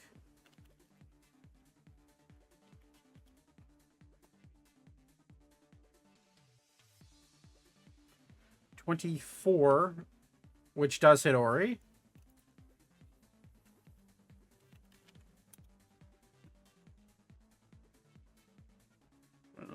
Plus 10. 54 points of damage to Ori. Ori needs to make a con save.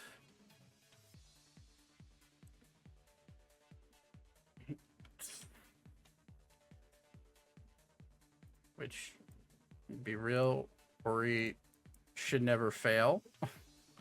Yep. He's fine. Still takes half of 3d6.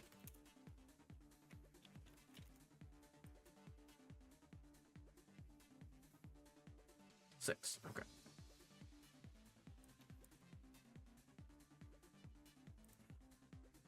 And for his actions, he's going to cut into this one with his axe. It's a natural 20. So we will do, it's a 35 times 2, which is 70 plus 2. So 72 points of damage. Ori just cuts this thing in half, kills it. And then for the rest, so Ori will kill that thing. And Ori's going to rush over to this one with the rest of his movement. Swing again. It's a natural... Is that a natural 19? No, it's not. What is it? No, it is a natural 19. Oh, it's a 14. Sorry. 14. So not a crit. 28 points of slashing, 1 radiant, 29 on this one, and then he's also going to take a swing. His bonus action with his glaive. 28 hits. That's 32.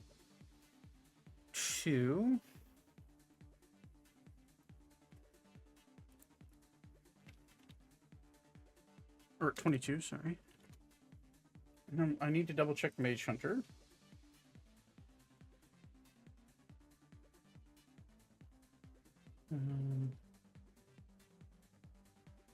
From a spell. Okay, only spell. Gotcha. All right. And then Ori is going to action surge and take 2 more attacks. I'm going to say he probably position himself right here so he could hit the lady. About 5 feet of movement anyway, so that works out. Attack with his axe. Another 28. That hits.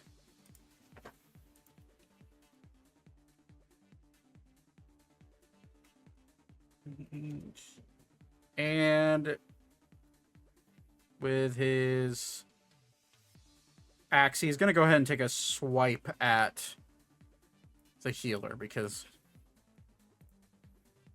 he's getting mad about the amount of healing that is going towards the ogre. So he's going to take a swing. 16. Wow, shit. That's a low roll for Ori. Or 2, sorry.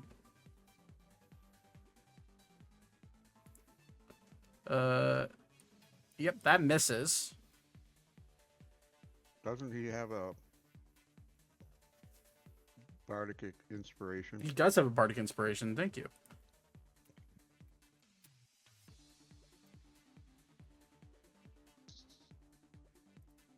Yeah, that will hit her. So that is 37 points of damage because she's also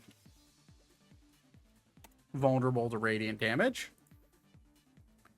And that is Ori's turn. It is now Orphelia's turn, and she realizes she is now being surrounded by mage hunters on this side of the shore. She's going to use all of her fly speed to basically fly away back to the ship, and she is going to issue that. And oh, fuck it. There's nothing she can do about it. She is going to cast. Actually, she can do something. How big is that spell?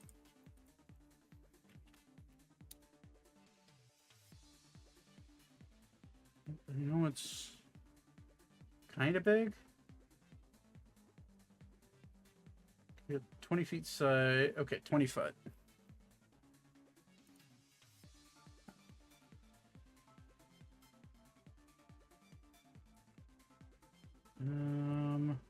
Okay. She's gonna cast Force Cage on the two mage hunters over here. And trap them in a box. There is no save. It just happens.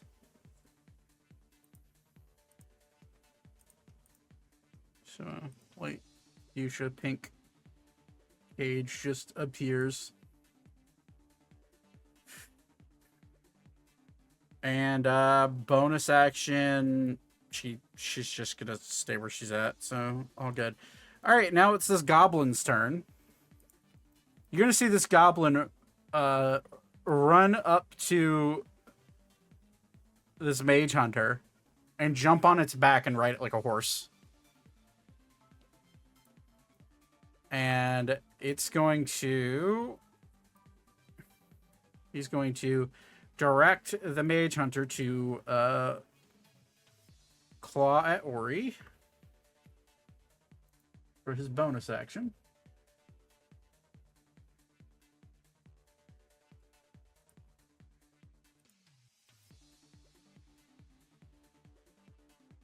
And this is Ori. And then he's going to use his Warhammer that he has in his hand. He tried to make a swing at Ori.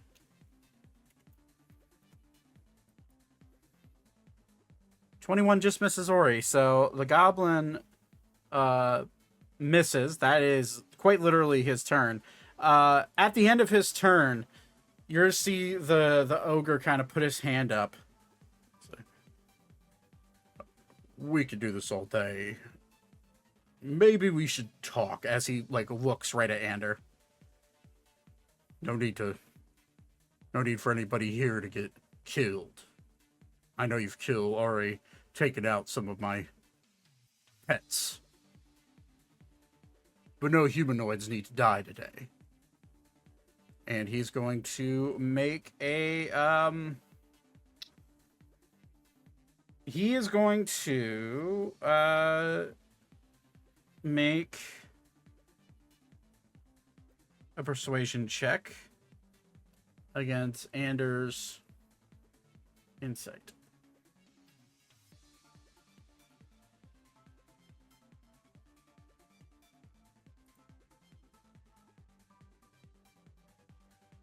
Which is a +10 for Ander.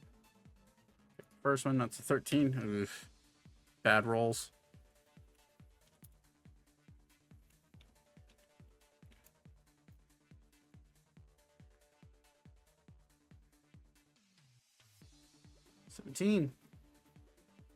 Ander is going to look up at him, still raging. Well, it's not only me you have to persuade there, my friend. And he'll look at everybody else. How about it, everybody? Gonna listen to the big guy talk, or are we just gonna kill him and move on? Why are we fighting? He pissed me off. That's why we're fighting. I see. Right. But we don't Cheated have to first. fight. Okay, so what did he do? Act like he owned this land, even though it belongs to the queen. As Ander dodges around the personal relationship. Hold on, can I attempt something? Sure. So I'm gonna have. Hold on. Actually, before I say anything, is the ogre okay with all these freaking xenomorph sentry guys? I can't remember their names. Sorry. Mage hunters. Mage hunters. They have not attacked him. Can I I guess tell that they're not hostile to him? Make an insight check. Well, he even explicitly said my pets. Yeah, but you can make an insight check. 20. You can very clearly tell that these are. He may not be the one controlling them directly, but they are not hostile towards him, nor anybody else that has been actively helping the ogre. Okay. So I'm just gonna have Beep speak up to the ogre. We no longer need to fight. Lay down your arms, we will lay down ours. You call off your allies, we will no longer attack. We can work together and achieve our goals to a common good. The ogre will look over to you, breathing a bit heavily. I would consider him bloodied by now. Although he doesn't really quite show it, he's just showing a lot of exhaustion. And he looks over to you. Make a persuasion check with advantage, since I'll roll insight for him. Or I guess Beep's not lying, by the way. He's trying to actually. I was to say persuasion or deception, whichever one you want. But okay, 26. Yeah. That's low for Beep. That is low. I tend to agree. Maybe we came off a little too hostile. My matron would not be very proud of me shaming her followers, and it's not that great to get pummeled on by you, all of you. I didn't expect all of you to be this strong. Perhaps we can have a bit of a chat. Certainly. Now, allow me one moment. And Beep's going to come over to the ogre, and he is going to, in a sign of good faith, cast Cure Wounds on the ogre. You see, so you go to cast Cure Wounds, and immediately the dwarvish lady, the Dwargar is her actual race, but this dark-skinned dwarf, like, she immediately starts to point at you as you go to cast it, and then she sees your healing, the healing touch that you have, and go ahead and roll your Cure Wounds. And we'll do it at, just for fun, we'll do it at 3rd level. Okay. 20. Okay. That does help him a little bit, for sure. And as Thaddeus, you come out of invisibility, he kind of like turns around. I knew there was another one around here. Thaddeus Sterling, formerly of the House of Sterling, wishes to present you with honor and not death. Oh, you're formerly a member of the esteemed Sterling House. I have heard of your... I wouldn't say it was esteemed. It was a house. As you say. And he will, hold up his hand, and you'll see the goblin pull, like, a little flute from his neck, and he will start to blow into the flute, and you'll see all of the mage hunters. He'll hop off this one, and this mage hunter will immediately go into its sentry mode. These two are dead, so they don't react. All of them, including the ones across the shore, and the ones that are currently swimming in the water, go into drone mode and start floating slowly across.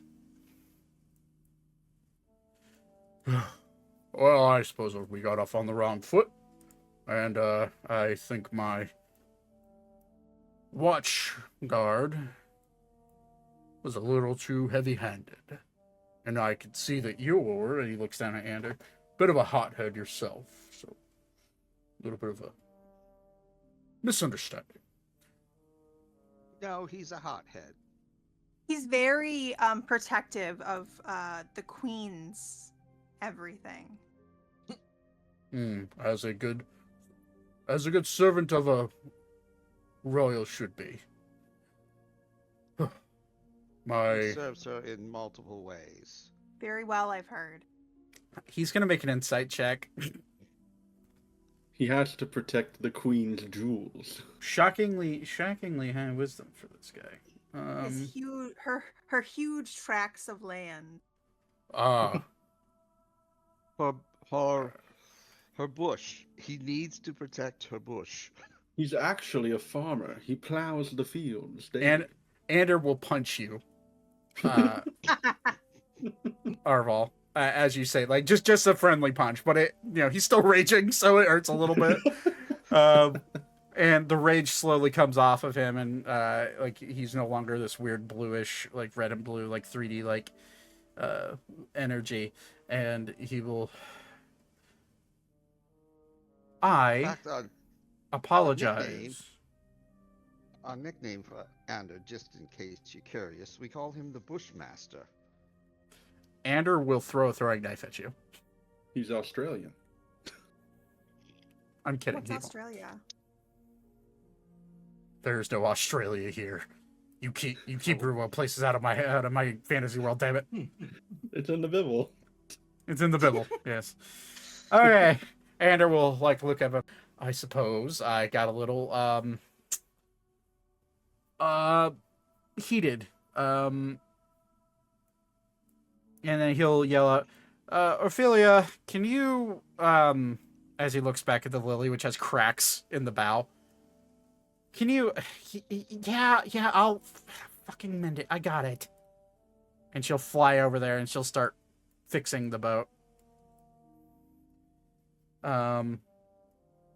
Weaver, you'll hear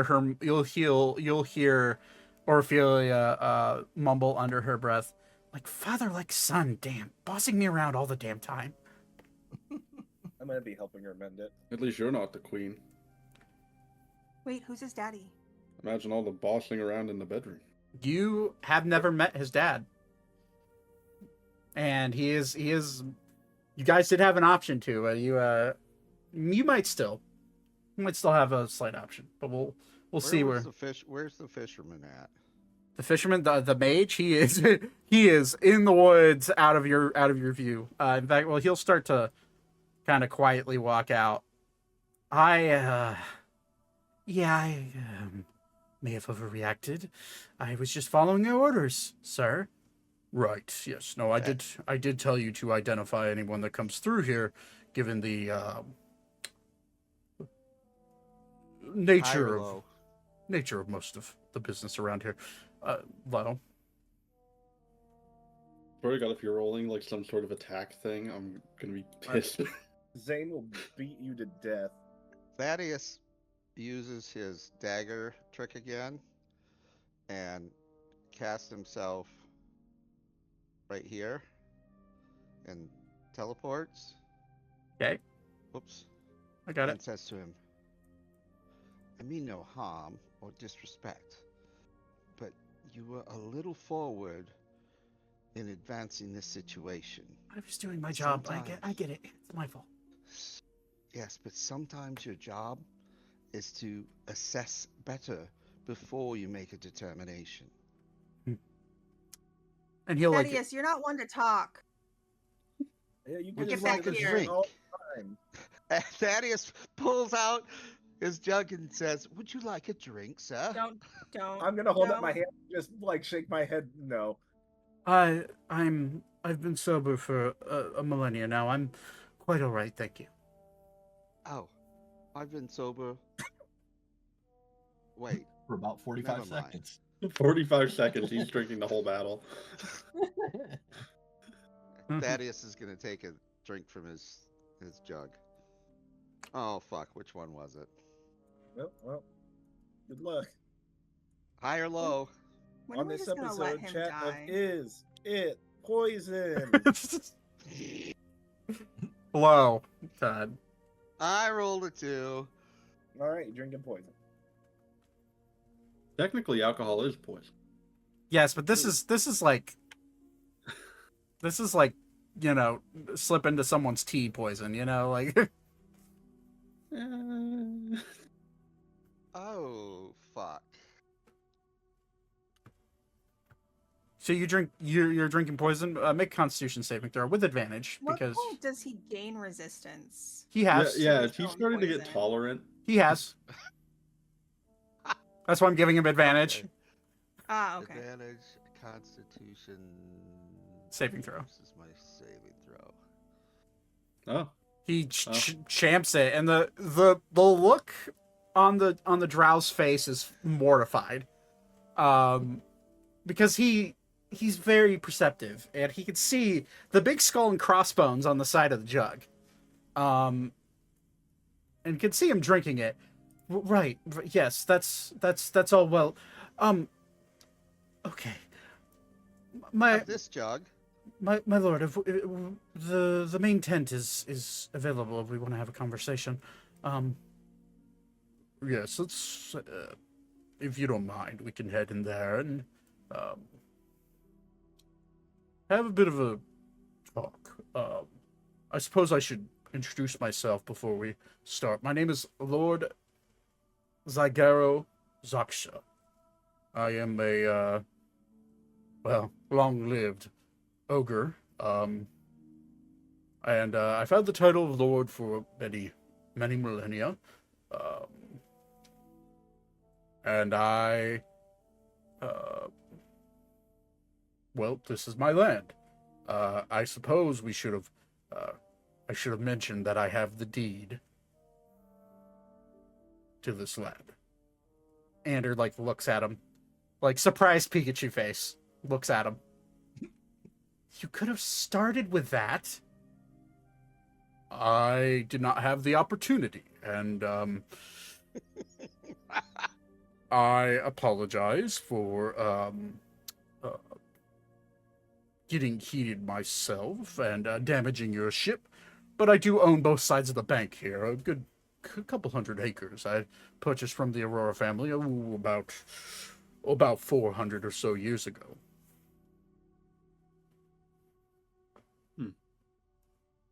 Well, my lord, my name is Prince Arval Neronia Cantero. A pleasure. Let's see if he recognizes the last name Cantero. He does. Oh.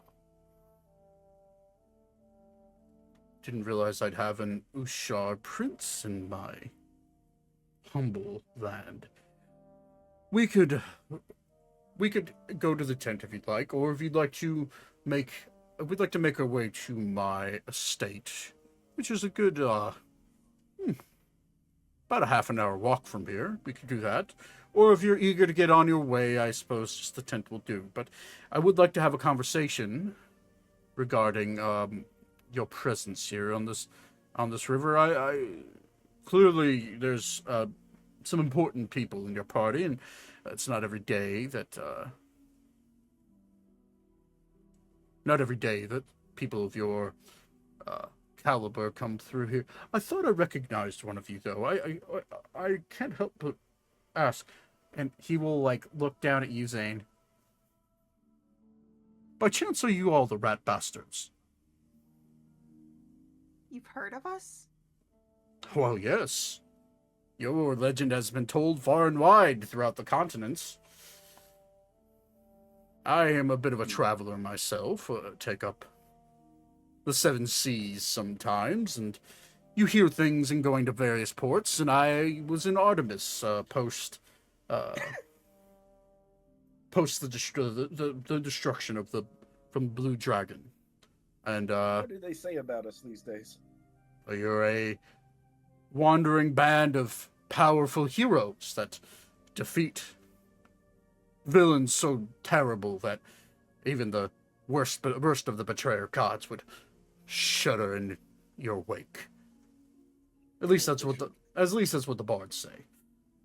As soon as I saw your group and realized I have to say I am a fan of your work. And so you know about the tale of us trapping a demigod in a bag of holding, yeah? I did not hear that one. You'll have to regale me of your story. I do have to mention, if we do wander back to my estate, there's a for those that aren't religious, you may find it a bit gaudy. I happen to be a devout follower of a certain goddess, so. Pray tell, what is that goddess? Oh, well, That's a much longer story than just telling you here on the bank. How about we head to the tent? I would actually like we go to the estate. Maybe we can have a spot of tea. Sure. That would be no problem.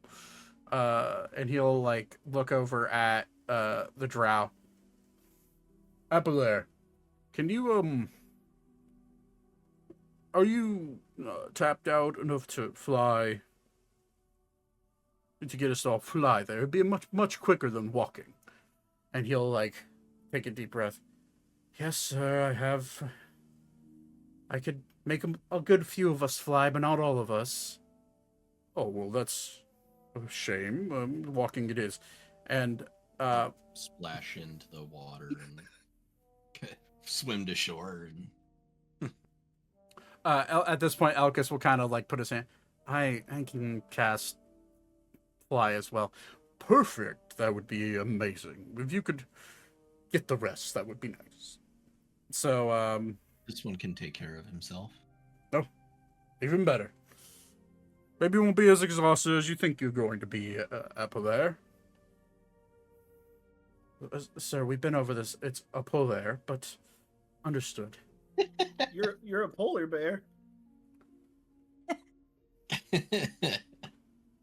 I was So this. he's got a shit-eating grin on his face, and the like helmet's melting off.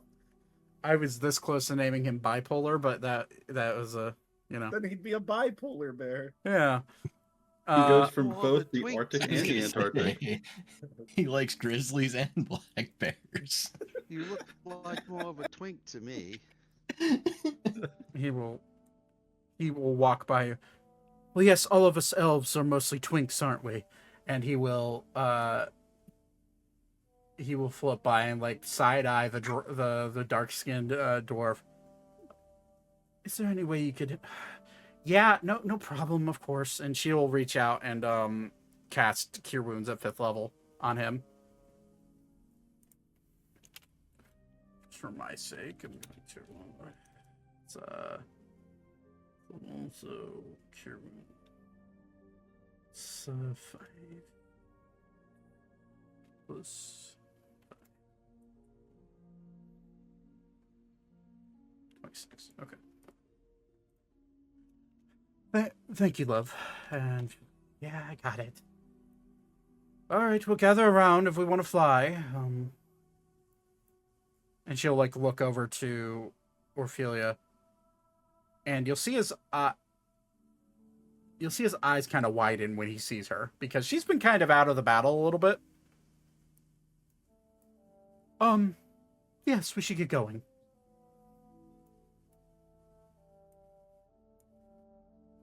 And Does he recognize her? Make an insight check. Raquel? Make an insight check. I rolled a 16 on insight. DC is 15. It's Is pretty. He has a very clear, like, look of fear in his eyes when he sees her, like a recognized fear. In reverse, does she seem to recognize him? She is actively mending a boat right now, so. Oh yeah, that's right. She does not. She is not paying attention. Hold on, let me do an insight check too, real quick. Go for See it. if I can figure that out.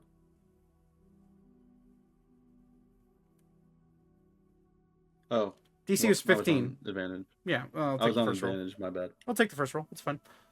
15. Yeah, yeah. It's clear. Clear. There's some recognition there. Can I detect if either Vivra or Elka is like determining this themselves? You see them, and they both have, like, quick glances, I'd say, of, like, I'm just gonna acknowledgement. Veep is gonna do like the like the kind of thing where you take your hand and you put it toward your throat and you're like waving it back and forth, like don't say anything. Like Beep is basically just trying to say, don't say shit. we're doing good here. I'm gonna. Oh God. You see, Arval, yeah. do you have something in your throat? I'm gonna use my message Excuse spell. me. It's a hairball. I'm gonna use my cantrip message and just send a quick message to Weavra that's just, do not discuss the look that he just had on his face with anyone else. She's gonna roll a perception, or Ophelia's gonna roll a perception check with disadvantage just to see if he catches him out of the corner of her eye. Okay, that's a 17 on the first roll and a 15 on the second. So, well, he's gonna roll stealth with disadvantage because he's really not. He's really Okay, can I also do an insight to see if I noticed her noticing? Go for it. Oh God, he rolled a natural one. 20. Hold on. Okay, I noticed real quick. I'm going to literally, I'm going to be very careful about this, but I'm going to go over to him, and I'm really quickly just going to be like, "Hey, I need you to accept this. Don't worry, I'll make you go back. Just trust me." And I'm gonna polymorph. Make a persuasion check with disadvantage because you are an unknown person to him. Granted, I just helped his ogre lord though. Yeah, but you're still an unknown person casting polymorph on him. That is true. So persuasion with disadvantage. Wait. Please don't be bad. 23. We're gonna see if he takes your word for it. By the way, if I notice him kind of fight back a bit, I'm not gonna do it. Like if he's like, yeah, not persuaded. His insight is really high. It's a 30. Okay. So he'll like, no, I'm gonna explain a little more. It's like, if I polymorph you, she won't notice you. And you'll see her start to float over. Hey! I thought I recognized a familiar voice. If it isn't the little drow that I beat the fuck out of like 2 weeks ago. Yes, it was more than 2 weeks. It was more like 2 months. But hello, ma'am. How do you do?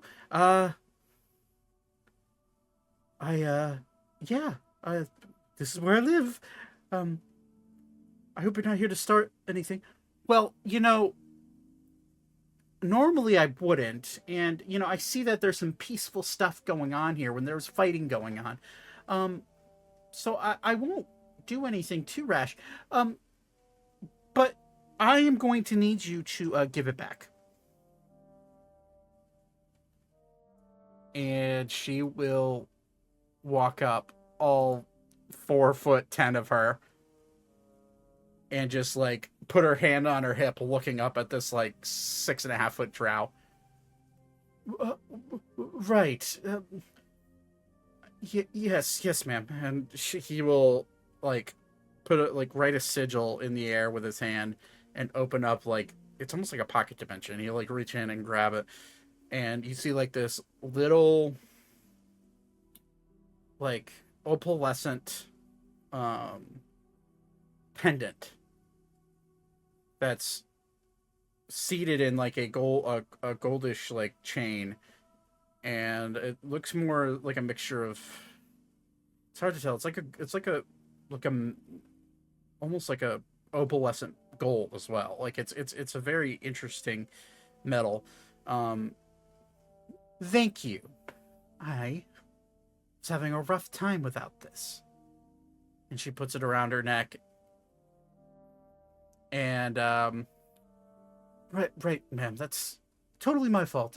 That was totally my own ambitions. No, nobody at all was told me to steal that from you. Absolutely not. Everyone can make it inside if you want. It's a good old 7. Yeah, that's a. I was muted. Yeah, back to back nat one. Yeah, I got this one. I know. Oh my gosh! We're all doing really great. We all know. Ophelia will roll an insight, which her insight's insanely high.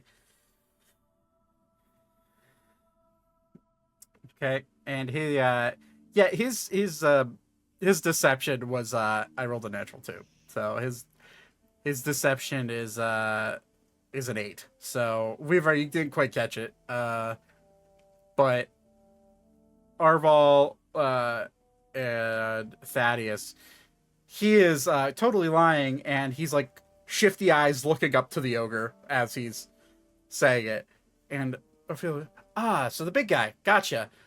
Hey, and she'll like kind of like float up to his face. Hey, next time you order the theft of one of these from an archmage like me, make sure you send more than one guy. I nearly killed him, but he was sneaky enough to store it away in his own little vault. I did not realize you were here, ma'am. Well, I'm here now. Well, this got awkward. Shall we fly? Nothing... sorry, I was gonna interrupt. Go for it. He's just gonna like kind of meander between them and be like, "It's nothing a little bit of tea can't fix. Come, you two, we're going to have a lovely, lovely discussion about this guy's goddess and what in the world is going on here. It'll be great. Everyone happy? I'm happy." Orphelia will look at you. You're lucky I like you. Everyone likes me, except for that guy. He points at Thaddeus. Oh, I'm sorry. Oh, yes. I like you, Mr. Pompous Sauceless. How am I pompous? I'm the one who got us out of this mess. Oh, God. He's just Coming jealous that you still have your title. Coming from the man who says he's still of a house he's not been for years. I Oh, said my I'm formerly My name of the is house. Arval Kentero of House Kentero. Yes, I'm going out of my way to needlessly say my name and my house every time I meet someone. Yeah, you don't see me doing that. Taps Sander, taps the ogre. I'll just say Elkis and Opalair. Is that one I'm pinging? Is that another elf? Yes, he's a drow. He has very similar skin to her. Oh, okay. He is a drow. He has like silverish hair. Has like, it looks like the hairdress the accessory he's wearing has like horns coming off of him. But Elkis and Upler go around and cast fly on everyone, and all of you begin to fly off. You'll hear Ander yell to Alex, "I guess we'll be back in a bit." And Alex just kind of nods, and he already has like a toolkit in his left hand and a hammer in his right, about to go fix the rest of the ship. And all of you begin to fly north to Lord Zaxa's manor, and that is where we'll go and end tonight's session, because it's 11 o'clock. I'm going to, as we're flying, I'm going to fly next to this drow one. Mm-hmm. And I'm just going to say, the arrogant one doesn't like me because he's mad I'm not attracted to him. I'm not attracted to men. That's rough. As he speeds up his flying away from you. Okay, that's where we'll end it tonight. Thank you for playing. That was interesting. You guys did a lot of fucking damage to that ogre. But Yeah, I was about to jump on his head and stab him in the eyeballs, and then Cooler heads prevail. Come on. I'd figure I'd throw out the bait just to see if anybody would be willing. But I always am willing to take the diplomatic solution. I just let people have fun in their combat a little bit at least first. yeah, fair enough. Because Well, you didn't give us much of a choice. You just fucking shot him right away. Also, not to mention, there were a fuck ton of mage hunters around, and I was like, yeah, this doesn't look good. Yeah, no, it didn't look good Yeah, at I all. don't really want to fight those. Yeah. Yeah, since half the party casts spells too. Yeah. Yeah. Honestly, at this point, though, even in, like, just as a check, I just want to see how good I do 5 times in a row. This is with disadvantage. Damn. Yeah. Yeah, that would do it. I could get us out of a lot of fights if I wanted to. That's perception. Probably. That's That perception, was by the way. perception Oh, even. well, hold on. I hit the wrong one. I read incorrectly. They are right next to each other. That is true. I think my... Your persuasion's much higher. It's even better. It's Yes. 15. Yeah, go So and if- roll. Do it. Do it. Fuck Yeah, it. I'll do Let's it. see it. 1, 2. Oh. Oh, there's that one. Oh my god. Holy crap. Yes. Let's not do that. I'm getting them all out now, okay? So next session, I'm not going to have any. It's wild. I've seen through your facade. Dude, the double nat ones is insane. Okay. That is crazy. Not Wait, actually, it's more of I a did triple. back-to-back. It's more of a triple nat one. Yeah. Yeah, it's that. Yeah, that's crazy. All right. It's- All right. Well, thanks for playing, guys. I'll be right back. All right, I gotta you- go to bed, guys. right. I work in the morning. Good night, everyone. Good night, Ted. Good Good night. night. Good night. Yeah, I'm gonna head to bed too. I All haven't right. been sleeping great. Yeah. Have a good one. Good night. Neither am I, but I'm sick. All right, everyone. Thank you for watching. I appreciate it. That was a bit longer combat than I anticipated, but you know, I figured I'd throw. We would have had some dead ogres and stuff by the end of it. But all right. Thank you for watching. I appreciate all of you. If you are new here on Twitch, be sure to hit that follow button. If you're watching this on YouTube, don't forget to subscribe and like the video, as well as if you're listening to this on the podcast, throw us a follow there. Come over here, watch us live on Sunday nights. So anyways, thanks for watching. Have a lovely rest of your night, and I'll catch you guys later. Peace out.